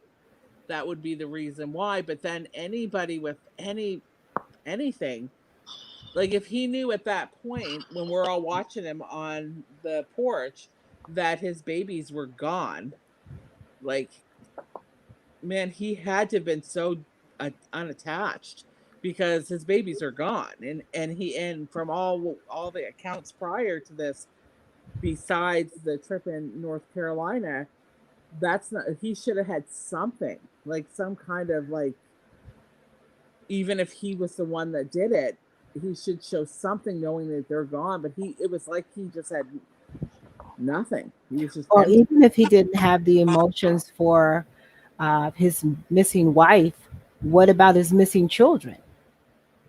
Exactly. I think Tammy in one of the interviews, she kind of got feisty about that. She's like, Chris, if I lost my kids in a store for 5 seconds, I'd be losing it. Right. Exactly. And he was like, but then there's another from this non emotional guy, right?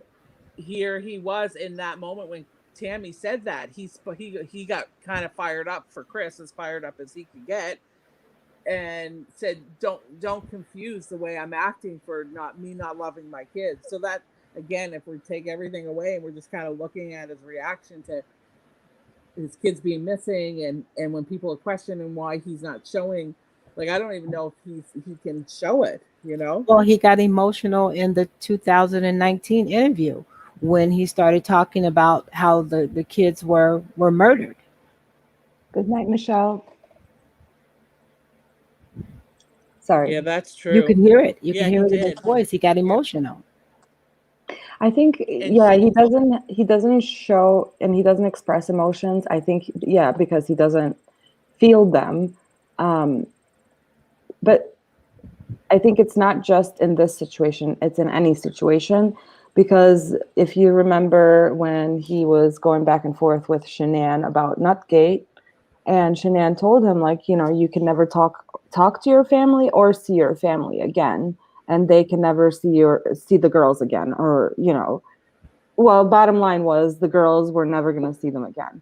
Right. And he was like, okay, you know, like even something like that, telling him that he can't talk to his dad or telling him what to do. And, you know, those things he didn't show emotions for either, you know, because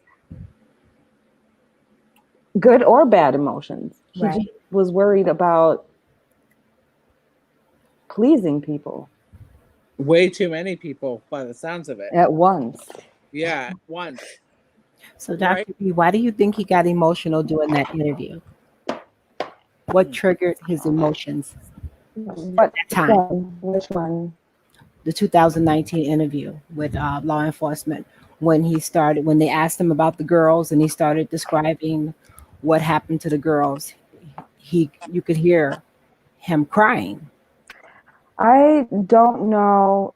It's difficult to tell without like the visual, but I personally never thought that that was genuine. I always thought that was a show for Tammy because Okay. I don't think he'll ever forget her saying that sentence, that if her kid was gone for 5 seconds, that she would be a mess.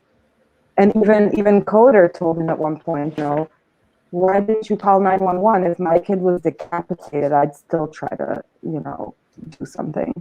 So I think this time around he amped up the show, but I don't think he was honest. Not that I don't think, I know that he wasn't honest with them. So at the end of the day, he still didn't do the quote unquote right thing. Right.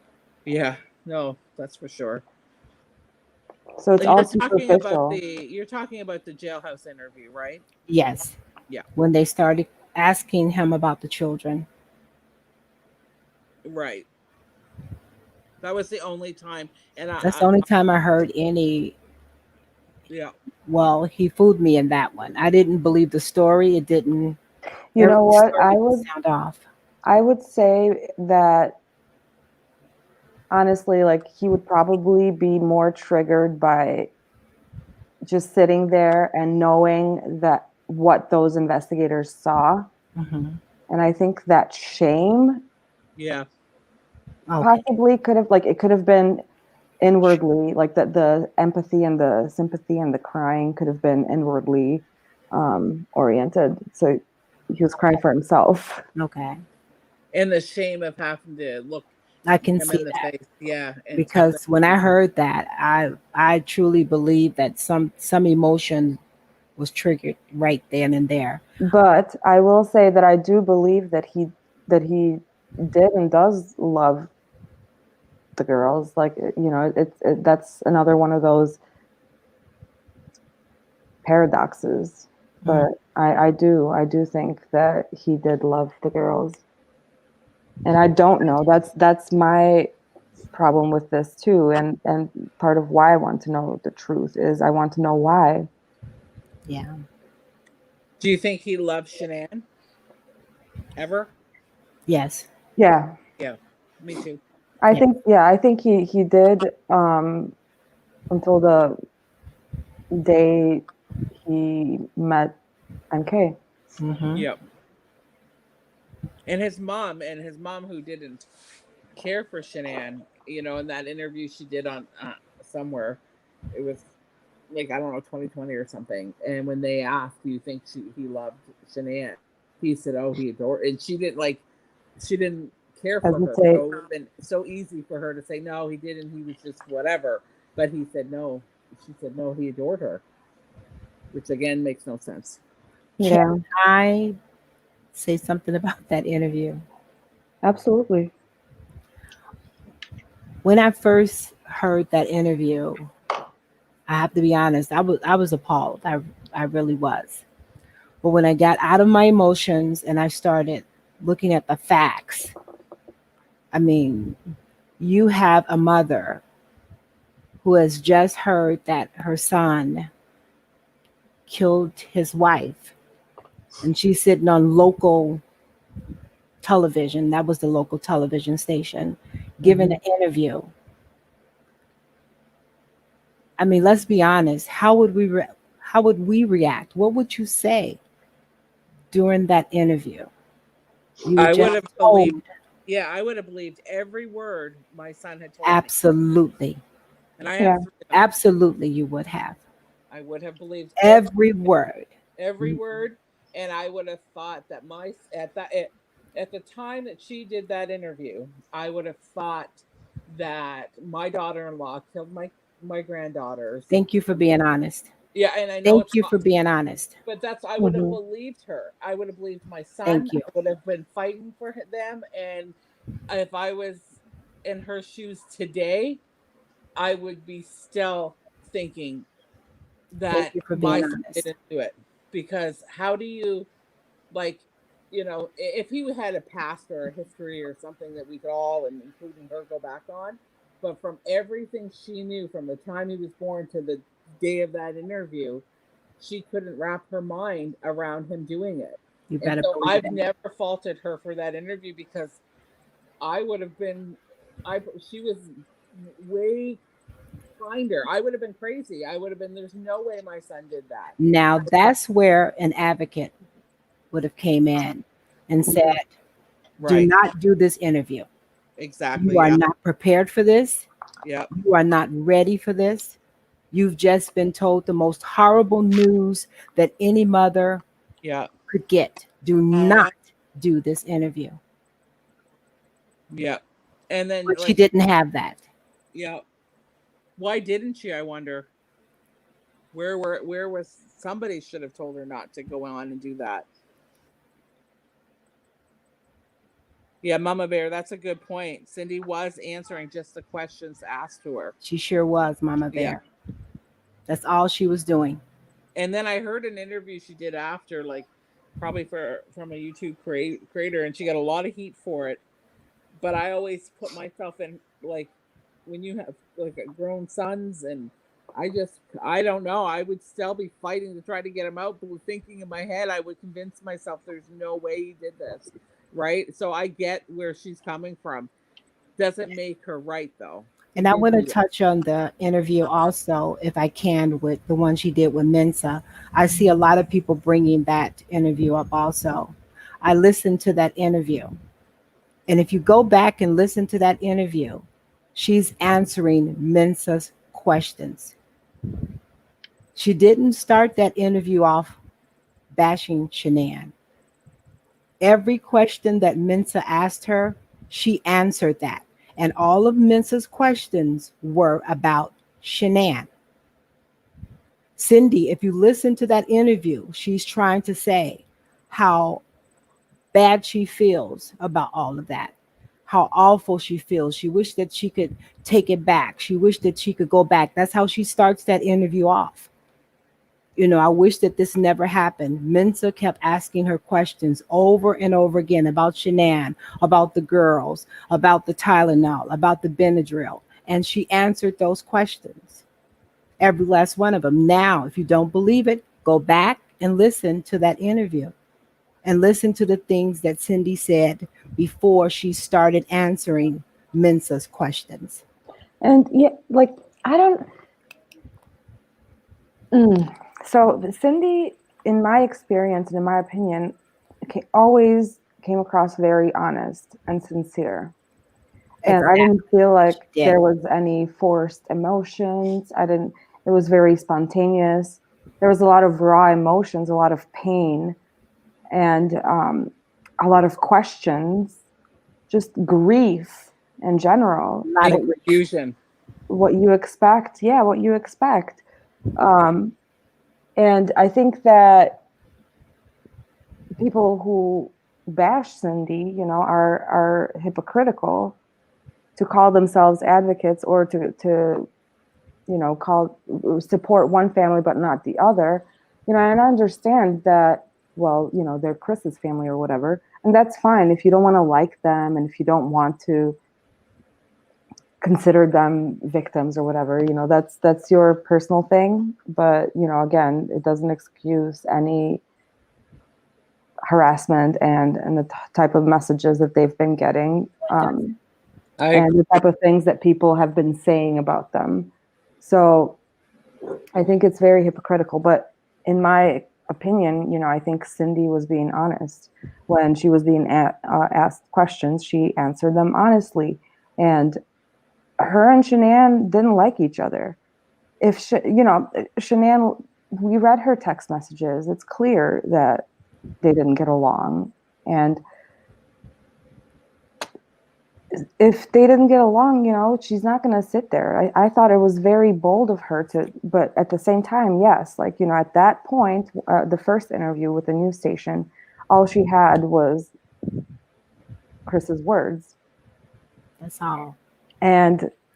And you're looking at, and she, she's a mom, and I have a daughter-in-law, and luckily I love my daughter-in-law. I don't agree with everything she does, but this is a mom that really disliked her daughter-in-law and really could think that her daughter-in-law was more capable than her son. That's not the truth, but in her mind, when she's doing that interview, that's what she believes in her heart. So I mean, bad timing. She shouldn't have done the interview, but you're right. I thought she was very honest and blunt. And Hi, Unmasked. We got Unmasked in the house. Welcome. Hi, Unmasked. Is she gonna come in and talk with us? I hope so. The link is up. Anyone, that would be awesome. Yeah, anyone who wants to join, feel free. But yeah, and that's with Cindy. I think it's, again, that double standard. Very much, which has then shied them to come and say anything. That's right. Of course. But they do try. I mean, they do, they need their story told too from their point of view, and every time they even attempt to, it's just, it can't happen. It just won't. If they were to come on to your show tonight, Dr. B, and try to just give their story and the trolls and the people that would attack your channel would be crazy, because they're not allowed to. Yeah. Well, but me personally, that wouldn't prevent me from doing anything or not doing anything. I think everyone deserves to be heard, and everyone's side deserves to be heard. So, hi, Mama Bear. So, hi. Hi. Sorry to disappoint. I'm not unmasked. You're not disappointing. No. What are your thoughts, Mama Bear?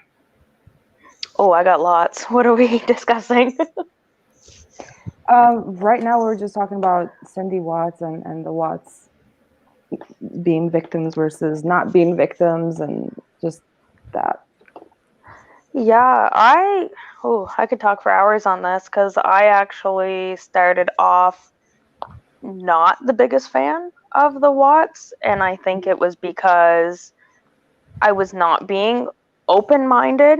I was going with the masses, right? And I didn't stop to think, that his family is not the one who was in the wrong. His family did not commit this crime. They are just as much victims as anybody else, because they lost their grandchildren, they lost their son, and they lost their daughter-in-law, which I don't think the relationship between Cindy and Shanann was as damaged as we like to believe, because I don't think Shanann would have wanted to stay there that long. They went for the summer, and I think if they honestly had this headbutting relationship, it wouldn't have been like, hey, we're going to stay at your house for a couple weeks. She would have just stayed at her parents. Right. So I do think Nutgate I don't know. I think that was more fueled by Chris.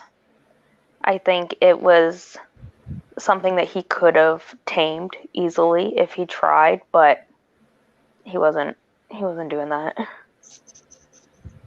Yeah. He was busy going to the sand dunes. Yeah. So I don't know. I'm glad that I have stopped and, started looking at everything again. Like when I restarted looking at the Discovery and I started listening to you and I started listening to all the sides of the story, I guess. And I don't know. Now at this point, I feel guilty almost for saying, like, oh, well, the Ruseks are the only victims here. And I've actually seen where the Ruseks have said that themselves. And it's just wrong because it's not true. And yeah, I could speak for hours on that.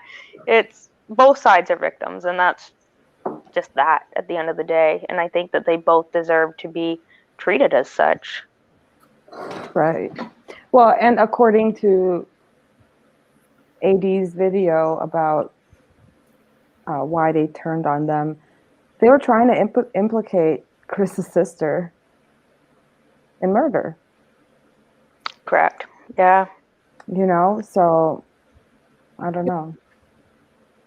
And like I even saw on a live the other day, it went back from over a year ago, and this creator was just completely bashing Cindy, completely bashing Jamie.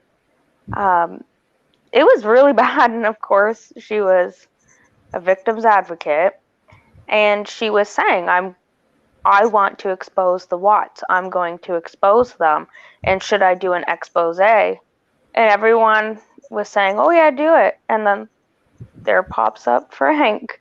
Yep, go for it, do it. Like, kind of like encouraging the hate on the Watts, knowing full well that they love their grandchildren. They, didn't commit these crimes. And I don't know, I just find that really disappointing. Yeah. And the encouragement, of abusive behavior from that side of the family, is not anything new. No. Which I don't agree with. I don't agree. No. And I find it so strange. I don't understand it.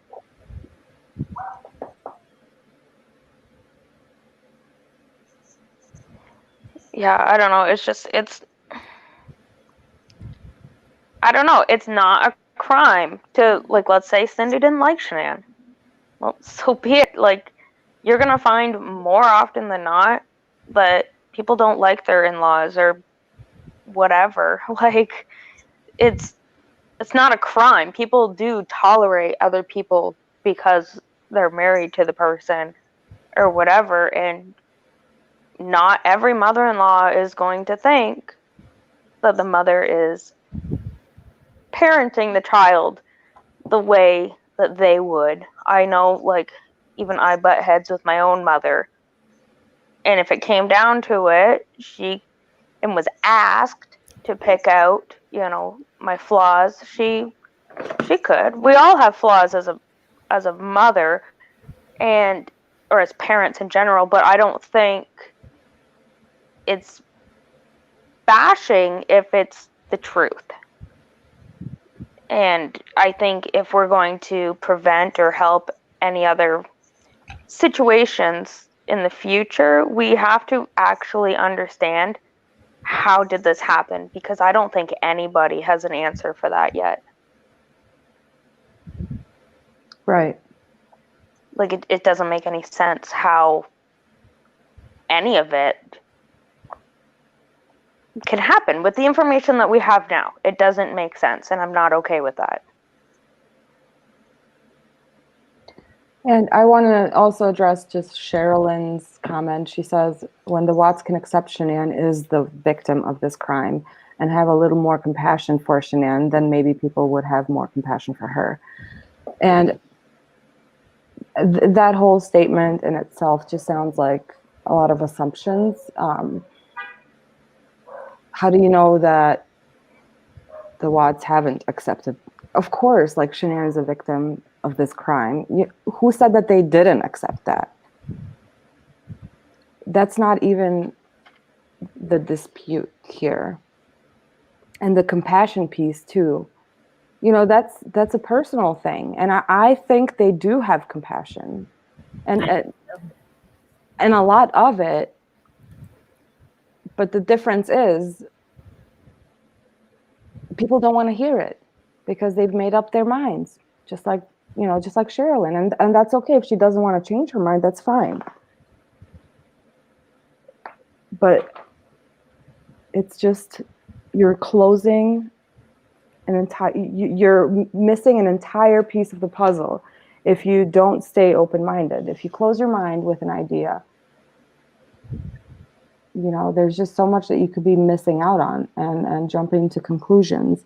And I think it's important what Mama Bear was saying, that at first she didn't like the Watts. I didn't either. We all jumped on that bandwagon, I think. And once the discovery came out, and once I started reading, it's like you start realizing things. But the point is that if I shut that down completely, it would have been a one-sided story, and I don't think that's fair. Well, as I was saying, I became very judgmental when I saw that interview. I'm like, what? Your daughter-in-law is dead. What? But I didn't have all the information at that time either. I was listening to this interview and I was just really shocked by what I was hearing. And when I went back, took my emotions out of that, and I saw a mother sitting there speaking her heart that should have never done that interview. Grief-stricken by what her son had just done, confessed to. Yeah. Well, technically, it was Shanann at that point. And she also looked very desperate to try. She did. She really did. Yeah, desperately trying to say there had to have been if my son did do this, there had to be a reason he got to that point. And she was desperate to, this is her son, and he's just murdered her whole family, and you could see the desperation of in the moment, even her trying to wrap her head around what had happened. And I still believe, from what I hear, is they're still not there. They're still I believe they know he's gonna stay in jail forever and that he did it or did something, but they're you've got to look at it from.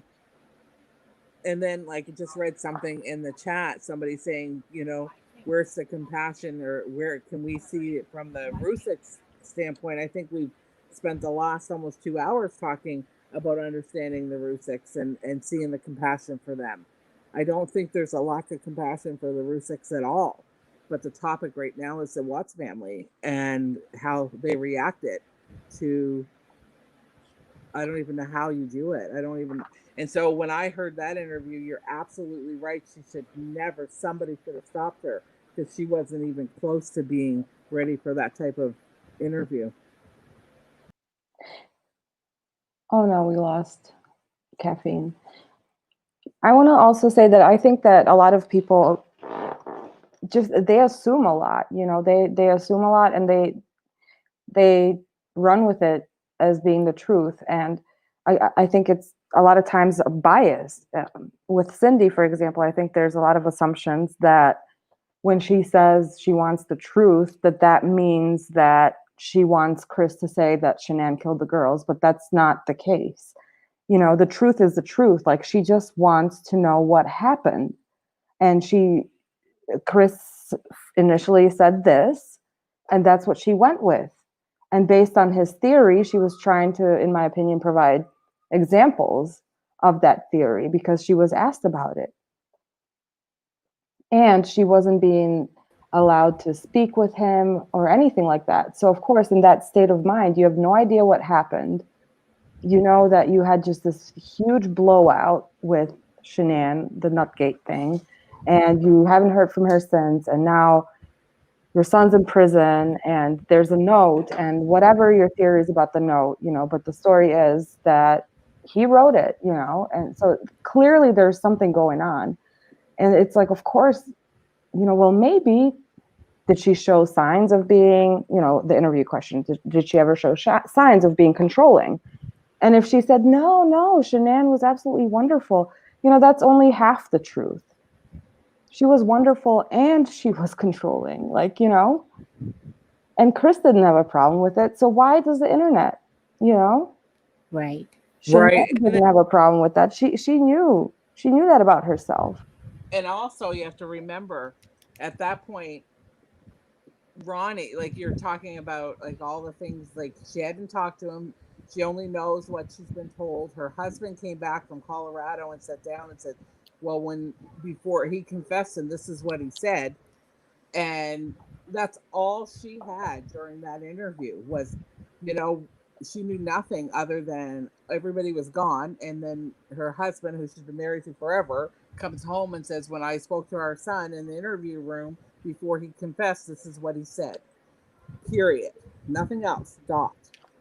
Right. That's all she had to go with. Right. I want to try something. Let me see if it's going to work. Please don't be trying to put my camera on. This is my...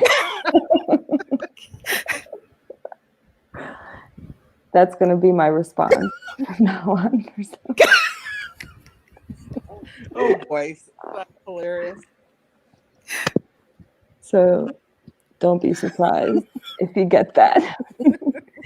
I feel like, talk about beating a dead horse, it's like we're stating the obvious. And I think sometimes we just need to, like we always say, I don't know. I just feel like that something like this has never happened that I know of in any like true crime case. I mean, of course you get trolls with everything, but this is like personal, It is personal. So it's like, because it's so bizarre, it makes it that much more interesting. So now, for me, it's like, I want to know if there are things that are being hushed or whatever, that only, piques my curiosity, but that's just me, for other people, like for others, they might not care. They might think it's over, whatever, just the point is that we can come together and like discuss different ideas. And if you don't agree with it, that's fine. You can still discuss the case, but you can't come in here and tell me how to run the channel and what to say on the channel. Amen, sister. So can we talk? Someone in the chat was mentioning that Chris has never mentioned the note. What do we know about that? He did.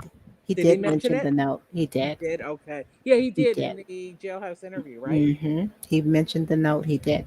And he said why he wrote did the he note do- also. Why? What was his reason?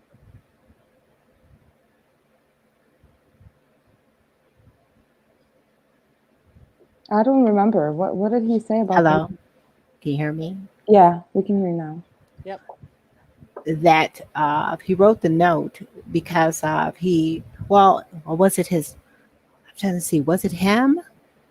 Was it the other interview? Well, he wrote the note because, no, it was in Cindy's interview, wasn't it? I think it was in her interview, the first one, that I think Chris said that he was leaving Shanann and she knew something was going to happen. And she said that, she had him to write the note. That's where it was. That's where it came from, her interview. But he did say he wrote the note. in the interview. If I go back and listen to it, I do remember him saying that he did write the note. Yeah.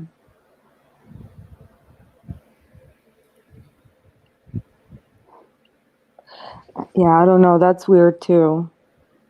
But I think obviously, you know, the note was written on the 6th, right, when he came over.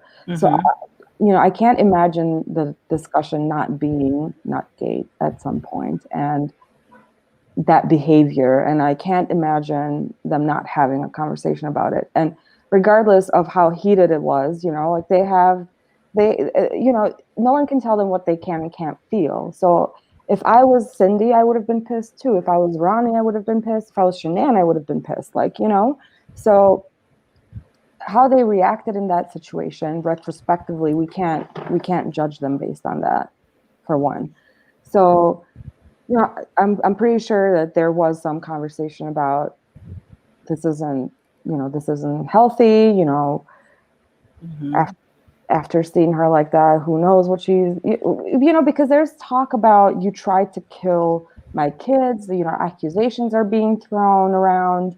So, yeah, if the note was written to just kind of like, in case anything happens to me, but the part that everyone is confused about is the second part, you know, if something happens to me or the girls, or, Right. you know, no one mentioned, just him mentioning the girls is sketchy. I have to go back and find it, but that note definitely was mentioned. I remember it.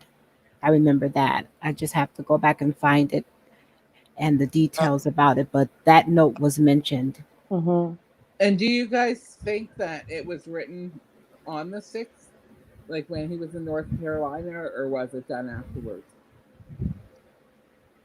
I think it was I think it was written when they said it was written, because if it wasn't, I don't know why they would intentionally say that, you know, why would he implicate his family in that? Good point. Yep. And the weird part is, you know, they did hand it over to law enforcement and they gave it back. So it's like, do you not want to hear, like, from the beginning, you know, it's just like certain voices are just silenced in this case.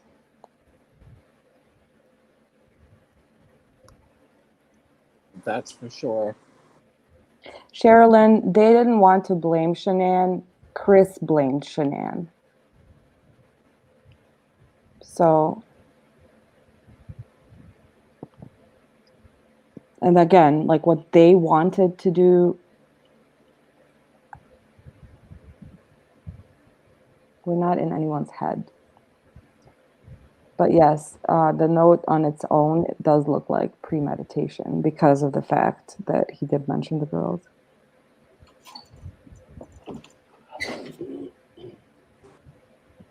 So,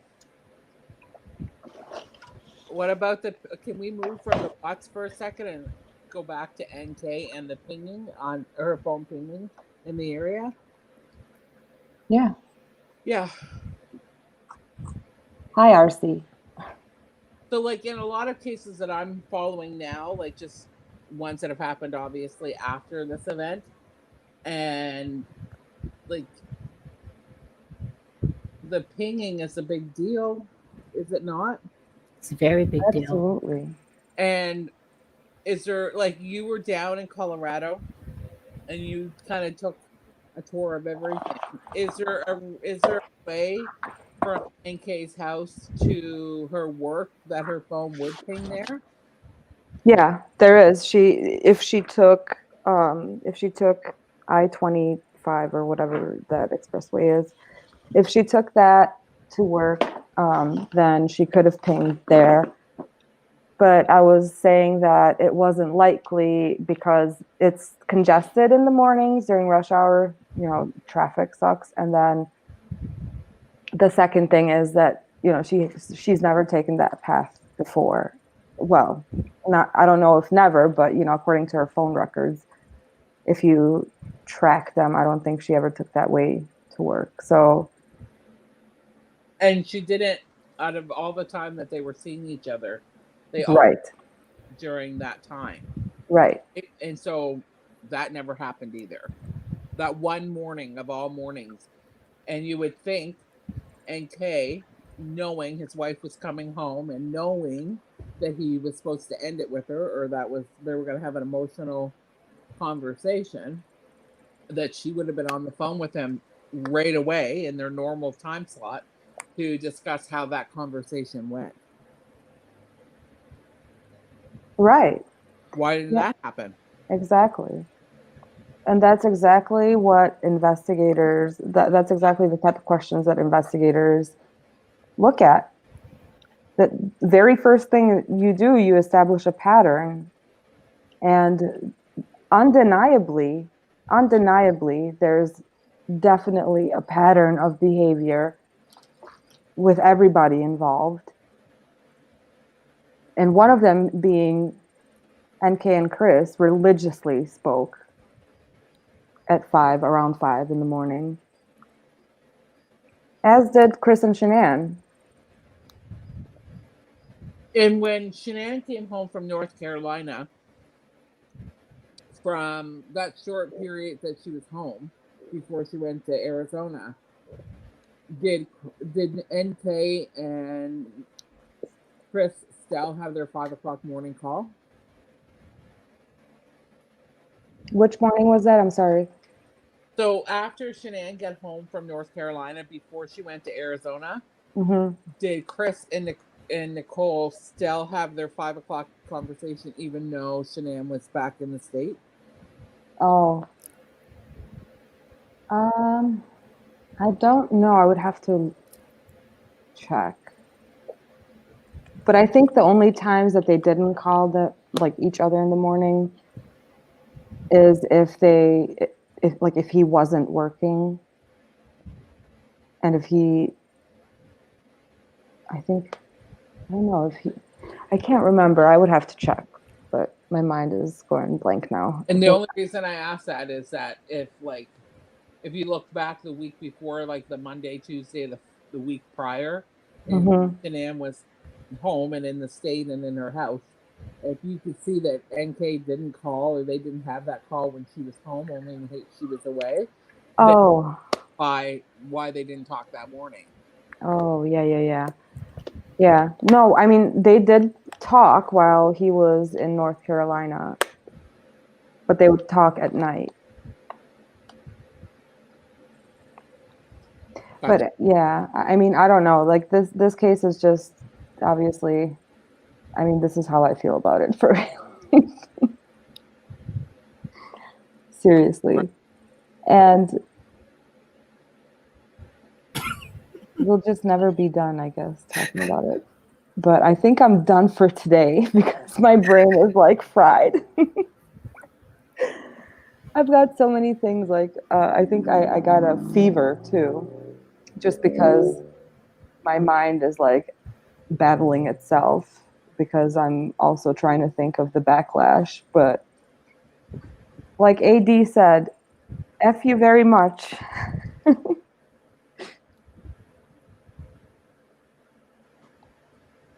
That was funny video, huh? I laughed so hard at that. Hilarious. Well, it's so unlike him, so that's what made it so funny. Yeah, I think we're just all fed up. Just stop it. Yeah. I don't know. I think for myself, I won't be bullied into being told what I can and what I cannot speak about. And going back to that blog post that the Honor Network put out, that these people have also put themselves in the spotlight. I feel like maybe my opinions would feel differently if, the funeral wasn't live streamed. Everywhere you turned, there was fundraisers for the Ruseks, nothing for the Watts. And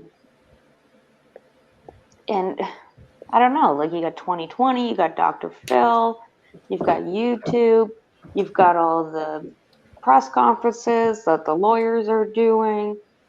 And it's just, I don't know, like you only want, I don't know. It just doesn't make sense to me. It doesn't make sense to me. They're trying to control what other people can do, and I'm not having it. And I know I have to be careful because I don't want to get backlash for you, but they can say whatever they want about me because they're entitled to their opinion just as I am. And I'm not hurting anybody with my opinion, so they can shove it. Like, What I would like to see is all these advocates stay neutral. If you're advocating for someone, advocate for them. You shouldn't be sitting on your channel saying disgusting things about other family members that you know absolutely nothing about. You just repeating hearsay. So if you're going to use the title advocate, you're going to tell everybody that you're an advocate, you should know, being an advocate, you have to stay neutral and just advocate for that family. If that's the specific family that you're going to advocate for, nobody should see you sitting on your channel telling people, F you, you can shove things up your ass. You're so cute how you censor yourself.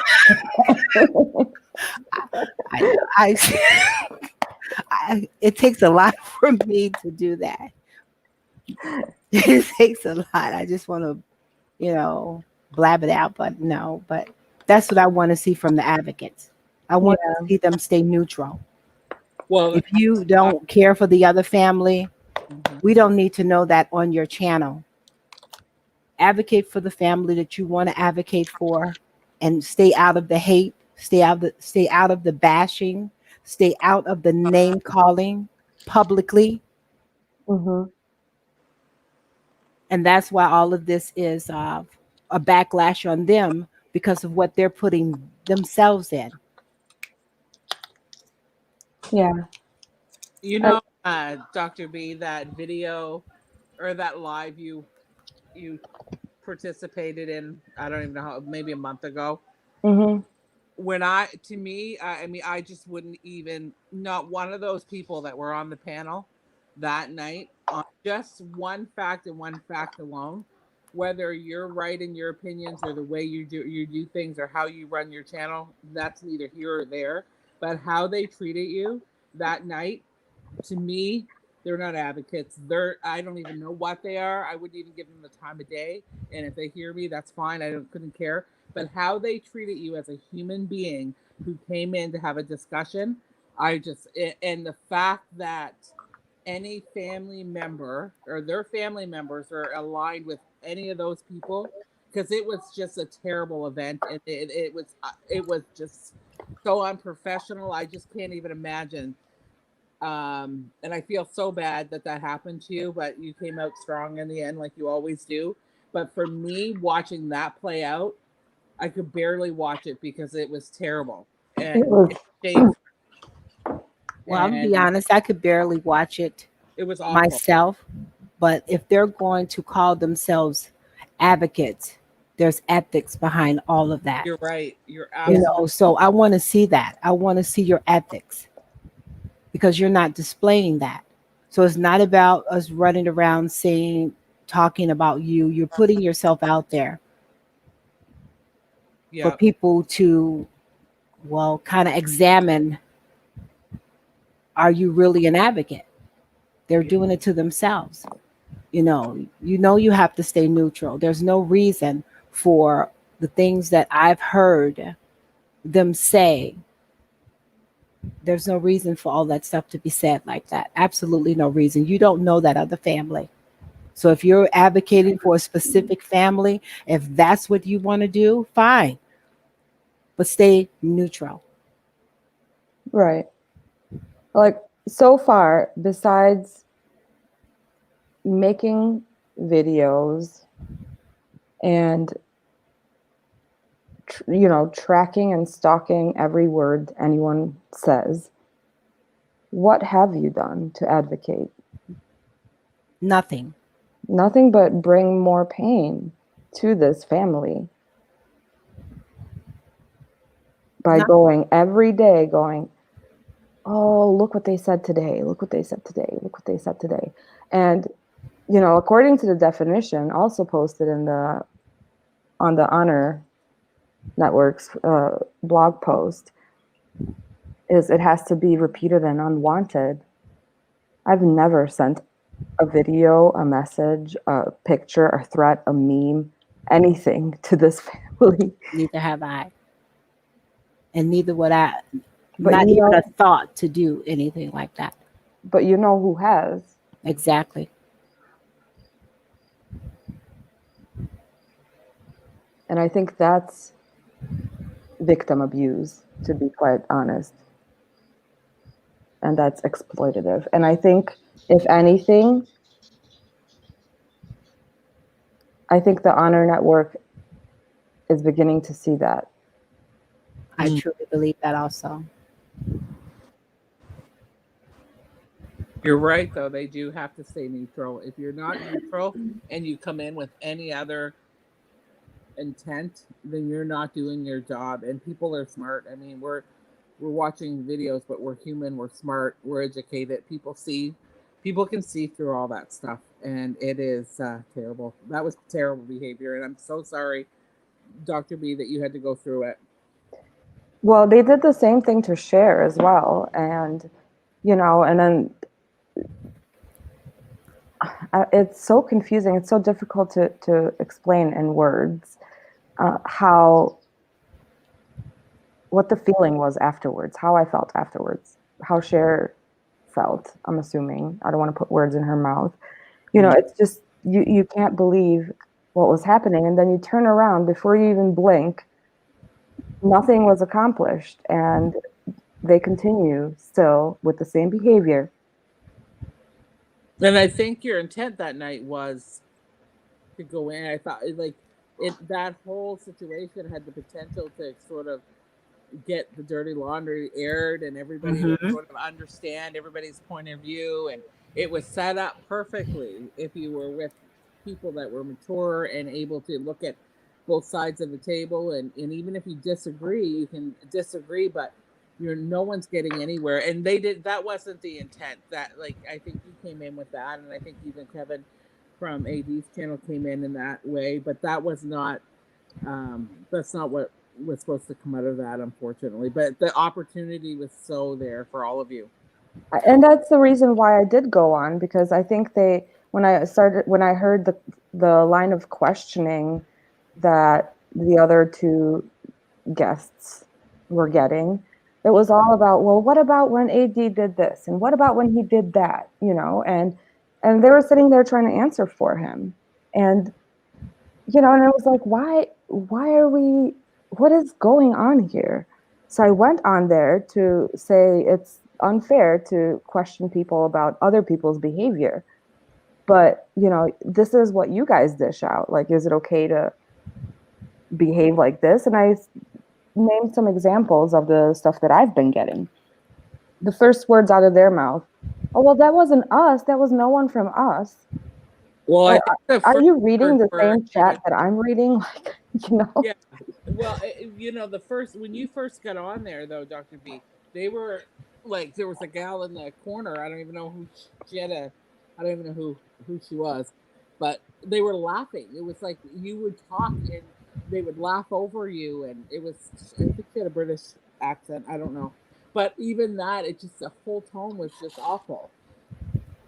Yeah, you're supposed to compose yourself and get yourself to do what you do, and you're very good at just sort of staying level and factual and open, right? Like you're absolutely you're always open, and I've talked to you offline, and I know like even if somebody comes in and their theory or their thought is way off the track of your mind, you always give them a place to say their opinion and their theory without judgment. And so you weren't even given that opportunity. As soon as you got on, it was so it was terrible to watch, but the opportunity was missed for sure on their part. And even for the Route 6, unfortunately. But this is what bothered me about that live. I had a little glimmer of hope. Not all of us coming together, because that was not going to happen at all. Because I've seen some things that they've said that I could never be a part of that. But I had a little glimmer of hope that maybe they would stop all of this, the lying that they were spewing about Dr. B. Well, of course, I was wrong. Dr. B was over in Mia's channel and somebody asked her a question and she answered it. And sure enough, someone took that back to say Dr. B was over there bashing the advocate after just getting off the channel. And of course, they ran with it. They believed it instead of going back and doing their own research and trying to find out, was this true? I have a problem with that, the lies, Mm-hmm. the straight out lies that they just gobble up and believe to be truth. She Yeah. did not bash them after getting off that live. She even offered her help with the law. And you should see me using quotations, but with the law. Mhm. But they believed what this person said, that Dr. B went back and talked about them. And that was a straight out lie. She never did that.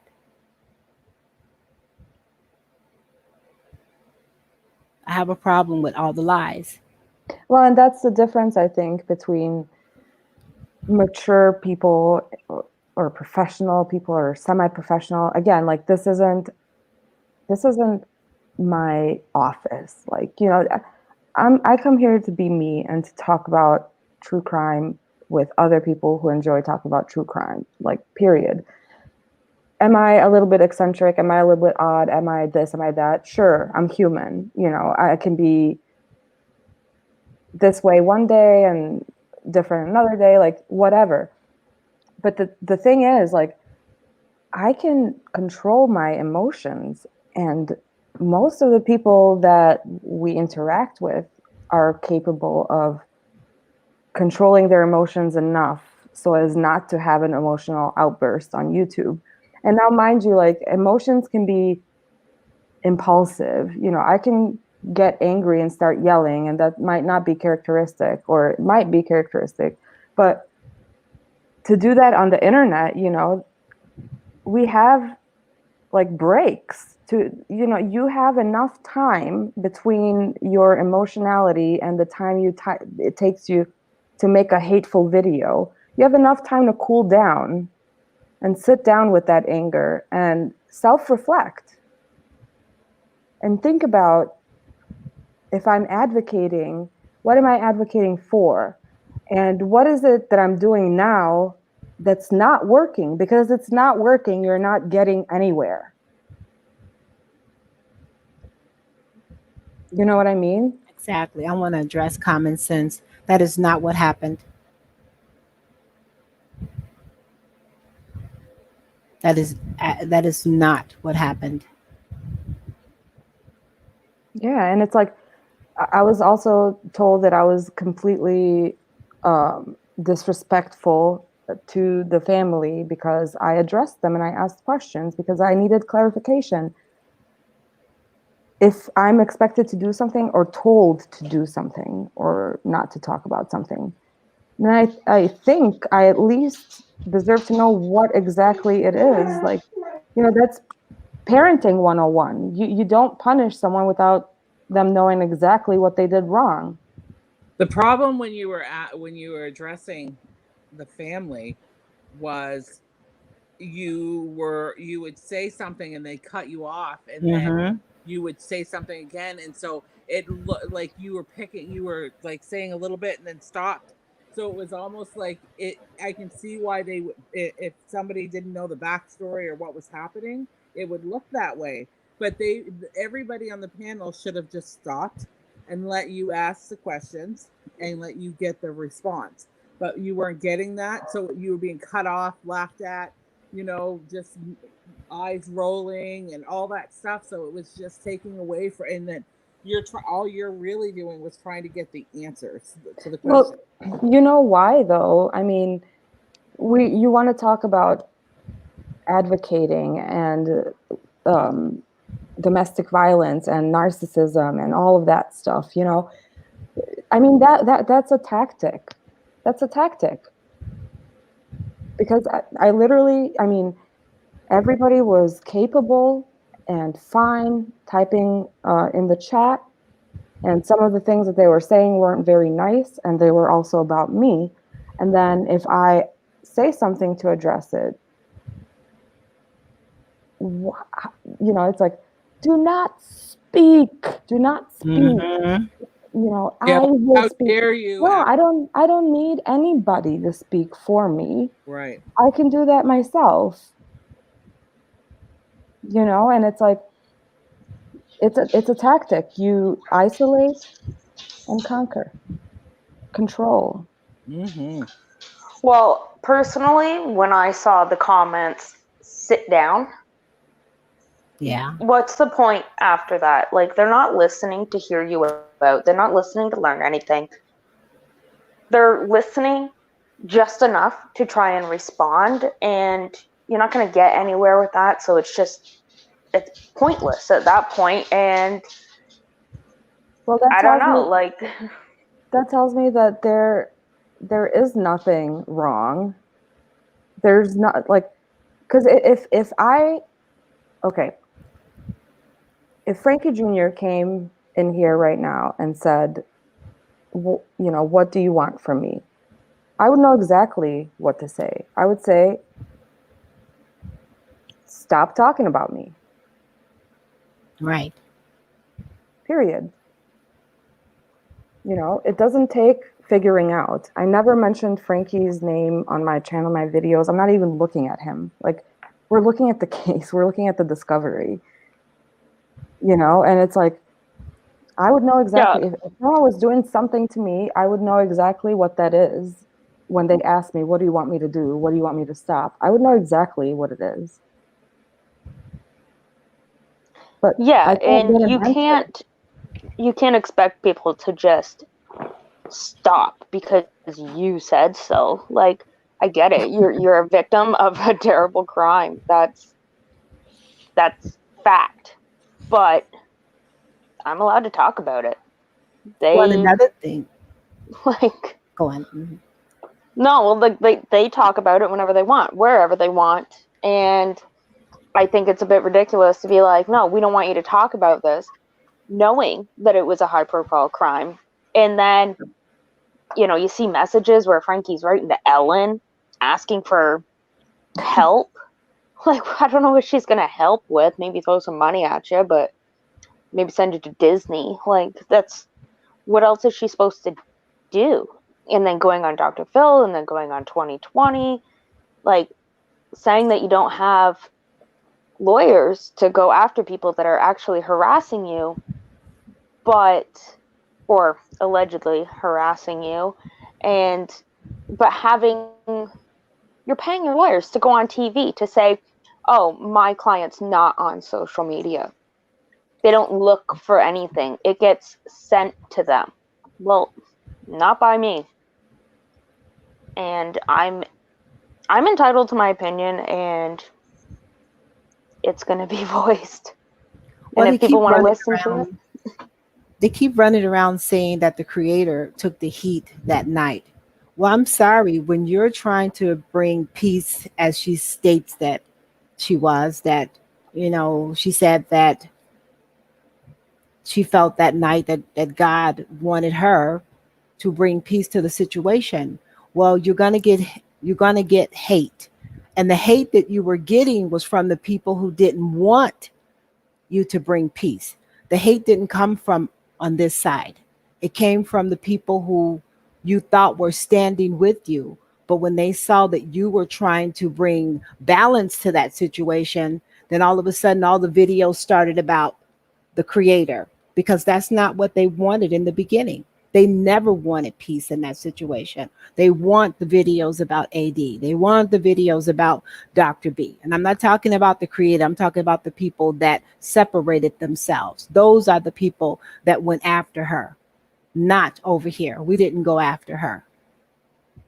So yes, you're gonna get heat when you're trying to bring positiveness into a negative situation that people really don't want. Their agenda was to continue to try to bring AD down no matter what. And it's not about the Rusek's case. They don't like AD.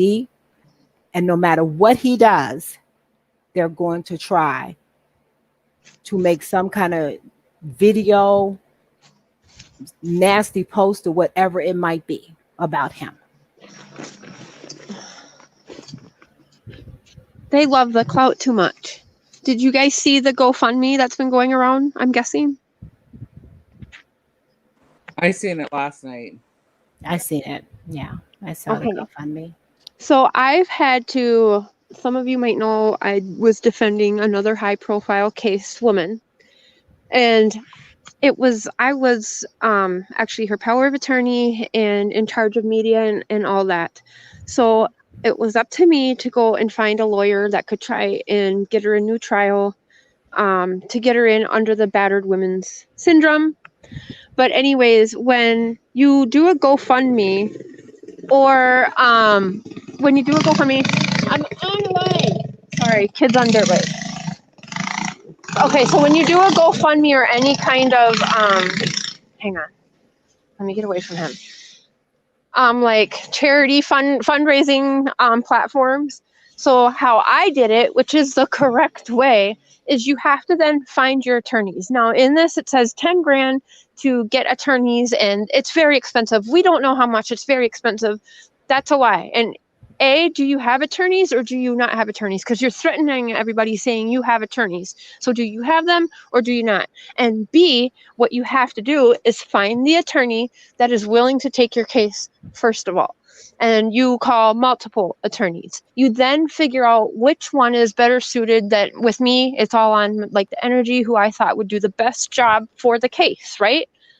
And then you discuss a retainer. So for me, I knew what to make the charity about, because she wouldn't do any interviews or stuff like that unless I was there with her. So there had to be like traveling expenses. And then the attorneys wanted to sit down and meet with me.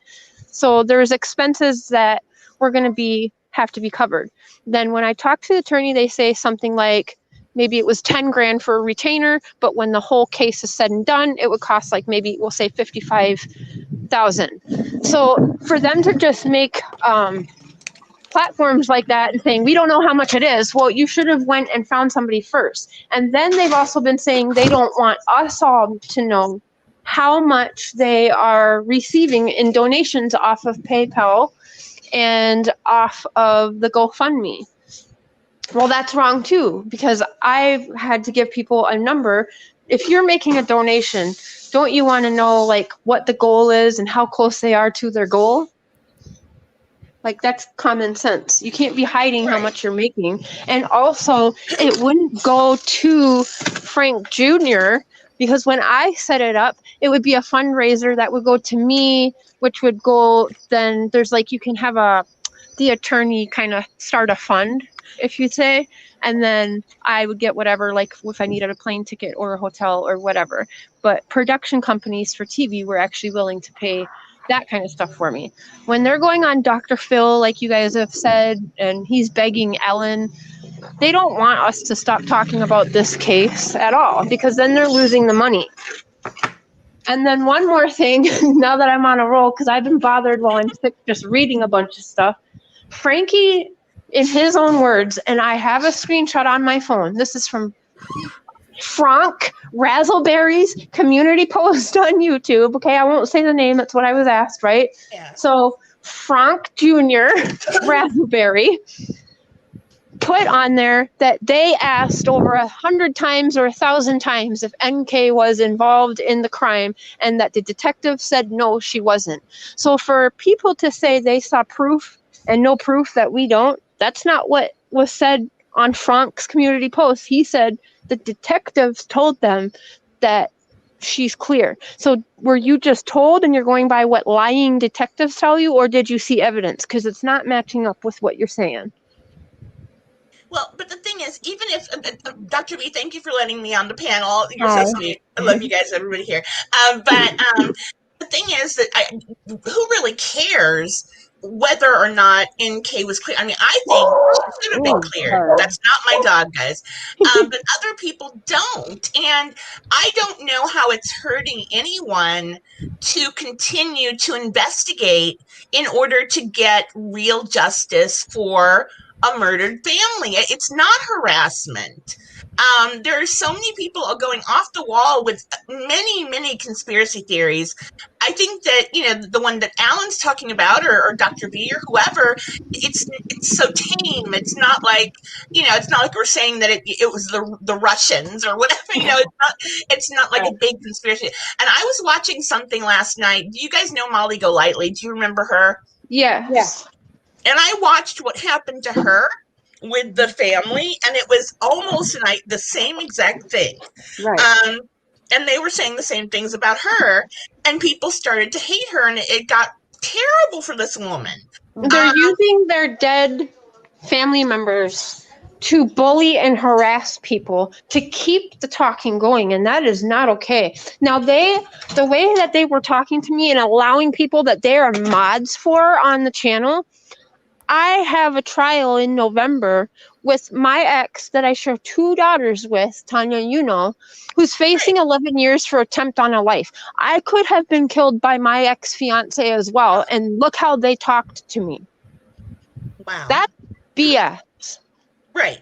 No, I know. Nick, what about you? I'm trying to let you advocates know what I've gone through, because the fact you're calling yourself advocates for survivors or victims is messed up. That's why I threw my whole life story on that live, because I wanted them to know there's no way in hell that they are real whatever. Can't even say the word because they're not one. Right. You know And what? I don't know, what would Shanann want? I think Shanann would say, yeah, go out there and figure this thing out. Come on, let's go. That's what I think she would do. I don't think she would want to stop it. Well, I mean, of course, again, I think that Chris killed everyone.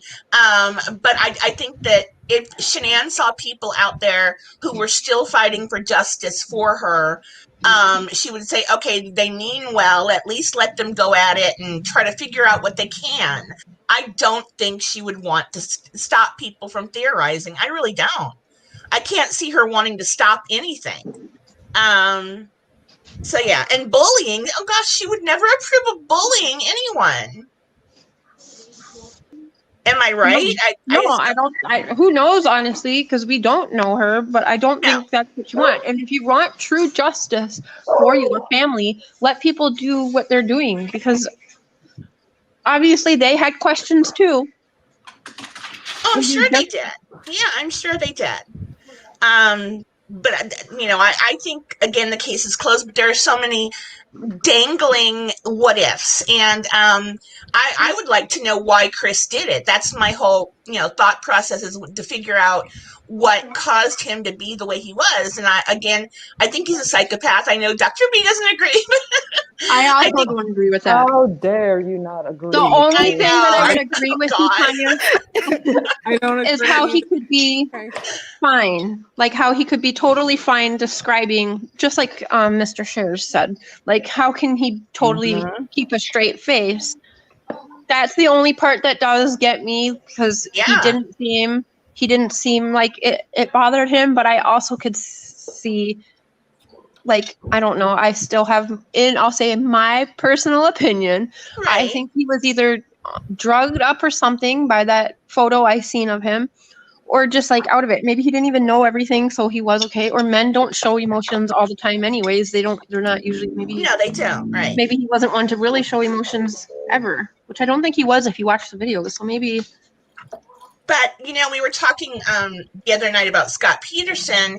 If you look at his very early interviews, he says everything Chris didn't. He says things like, I want her home, whereas Chris said, I want her back. He was crying real tears. Boy, he was a good actor, like a really, really, really good actor. And I think that, I don't know if he's a psychopath or whatever, but I know that I think, honestly, Scott Peterson was just a jerk who wanted to kill his wife to get to the mistress, or to be able to have more than one mistress, maybe. But Chris didn't seem to know the proper social cues and he didn't know how to respond to them appropriately. And I think he thought that the way he was acting, his performance on the porch was convincing, because why not? He's convinced everyone all this time of something different. I don't know. Mhm. But yeah. So I don't know what he'd be diagnosed as, if he did it all himself. But Now, when people say case closed, does that actually matter? Because there's been, like, I help, I don't know if anybody would know Rodney Reeds, but his case was closed also. He was supposed to die November 13th and was taken off. That's the guy Kim Kardashian helped take off of the death row. He was actually set to be put to death Wow. on November 13th. And it was stopped only, I think it was stopped within hours, or even maybe it was like 3 days or something before he was set to be executed. Wow. Because there's DNA. That case was done and closed and the man was set to die. So to me, case closed doesn't matter. It just means that there's crooked people out there that are closing cases because they got their quota, they got their money, and they just don't care who's behind jail or in prison. They don't. Because they're not behind bars, so they don't care. And we know that there's crooked people just from things I've uncovered in other cases, and even talking to Donald, there sure is. And I mean, of course, there's been many cases that have been overturned. But look at the Manson murders. How many people? I mean, I'd say it's 50% of the sleuthers out there believe he did it, and the other 50% say he's completely innocent. And well, I go with both. Even if he didn't do it, and people believe that he didn't do it, and it was other people carrying out his acts, he was putting those acts into those people's heads, and he was the one in prison. So again, why would NK, or whatever we're going to call her, NN, whatever, not be in trouble or have to take charges in any way? Well, I don't answer a question real quick. Cat H is asking, why not a psychopath? I actually did a live on that. You did.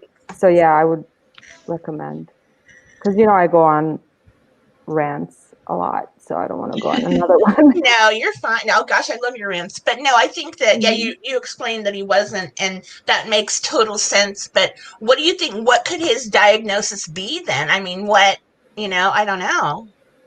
Well, I don't know. Then that's the part that.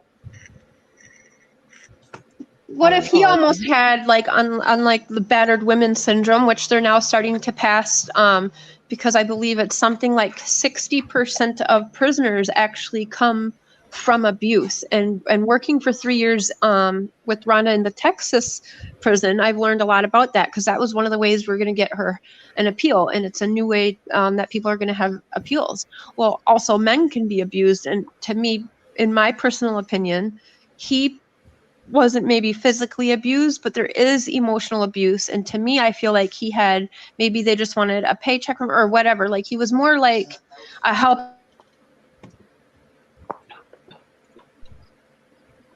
So it could have been, yeah. I don't know if I would label it, like, for me personally, if I would label it to the extent of saying it was emotional abuse, because I mean, Chris was there willingly, and there was just not enough evidence. Like, was she controlling? Yes. Was he completely passive? Yes. And then it's not fair to only look at one side of a relationship when I think both sides equally contribute to the outcome. And so I think that neither of them knew how to properly communicate, especially not when it comes to the emotional part. True. That's true, right? And I think, without the emotional part in a relationship, it becomes a partnership in terms of, it becomes detached. It becomes more of like I hear people say, like, I live like with my roommate or something, Sure. Yeah, I've been married 26 years. Yeah. Yeah, and that's normal. That's a normal part of a relationship too. Sure. But without that emotional connection and that open communication, it becomes toxic. Right. And I've seen people I know who have been married as long as me who do get that way. They can't stand their husbands, and I don't know, knock on wood, that'll never happen to us, but I know a couple women who've been married, 15, 20 years, and they can't stand them, literally. One of my friends is waiting for her kid to turn 18 before she gets a divorce, but I don't understand that. And I think that Chris and Shanann reached that point fairly quickly, but I don't know if Shanann was even I know the communication was lacking, but I think she still genuinely loved him. I really do. I agree with that. Yeah. Yep. But I'm with you, Definitely. Doc. I'm with you, Dr. B. I think that he was who he was, and I think she was who she was, and I don't think she was abusing him, but she was the stronger one. And if you've ever been married, I've been married twice. I'm on my second, and sometimes we just have to kind of do and just go. And he wasn't communicating. He didn't even know how to, and he seemed comfortable in that role until he wasn't. Right. And I think he was very comfortable. He even said it in his jailhouse interview where he said, she did her, like, we knew our biz, like she did her part, I did mine. And then when you hear the friends and family on both sides all say the same thing, when, like, if they were doing a family event or a party or anything, he would gravitate to the kids and just kind of get out of the limelight, and she would host and do what she did. And if he allowed that to happen, and you teach people how to treat you, and she had to continue on, and he just wasn't, I don't think, emotionally mature enough to even be close to where she was in that regard. True. You're right. Yeah, you're right. But then again, when does he turn that corner from being, a quiet, subdued, standoffish husband to being a killer? I Right. mean, Well, yeah. that's the magic question, that, Right. like, how does that guy, my husband is, like, it's so scary, but there's similarities and Chris with my husband, Mine too. and it Yeah. scares me to death because, like, I wonder, like, I will not fight, like, argue, but I'll be like, say something, call me a name, do something, like, have a reaction. Right. It wouldn't matter what I said, how I said it, what he would always be calm, cool, and try. Like Chris even said, he tries to just make everybody better and not even defend himself. And and after being, like, kind of going through this Watts case, it's made me think, like, wait a minute. So I've even, like, stopped and said, listen, you can have an opinion that's not mine. You can call me the B word if I'm being you just do Right. feel you whatever you feel. Just because I feel something different doesn't make me right, because maybe I'm completely wrong and you're whatever, and it would, and I've been like, he just is not that guy to communicate exactly how he's feeling. And there's a lot of men out there that are that way. But how does how does a guy like him kill everybody? I can't imagine him, like, swatting a fly, but he No, I did. can't either. Can you, that poor, innocent, quiet dad, to actually kill his babies, 2 days later? It doesn't make sense. And I think that's why we have the questions, Mhm. and why everyone is pursuing other possibilities as to what happened. I think he's just nuts. I think he has whatever Chris Watts disease. I don't think anyone else participated at all. But again, that's just my theory. I think that he didn't snap. I think he was fed up with everything. He was tired of being the quiet guy in the background. Maybe Nichol let him speak more often than he was used to doing at home.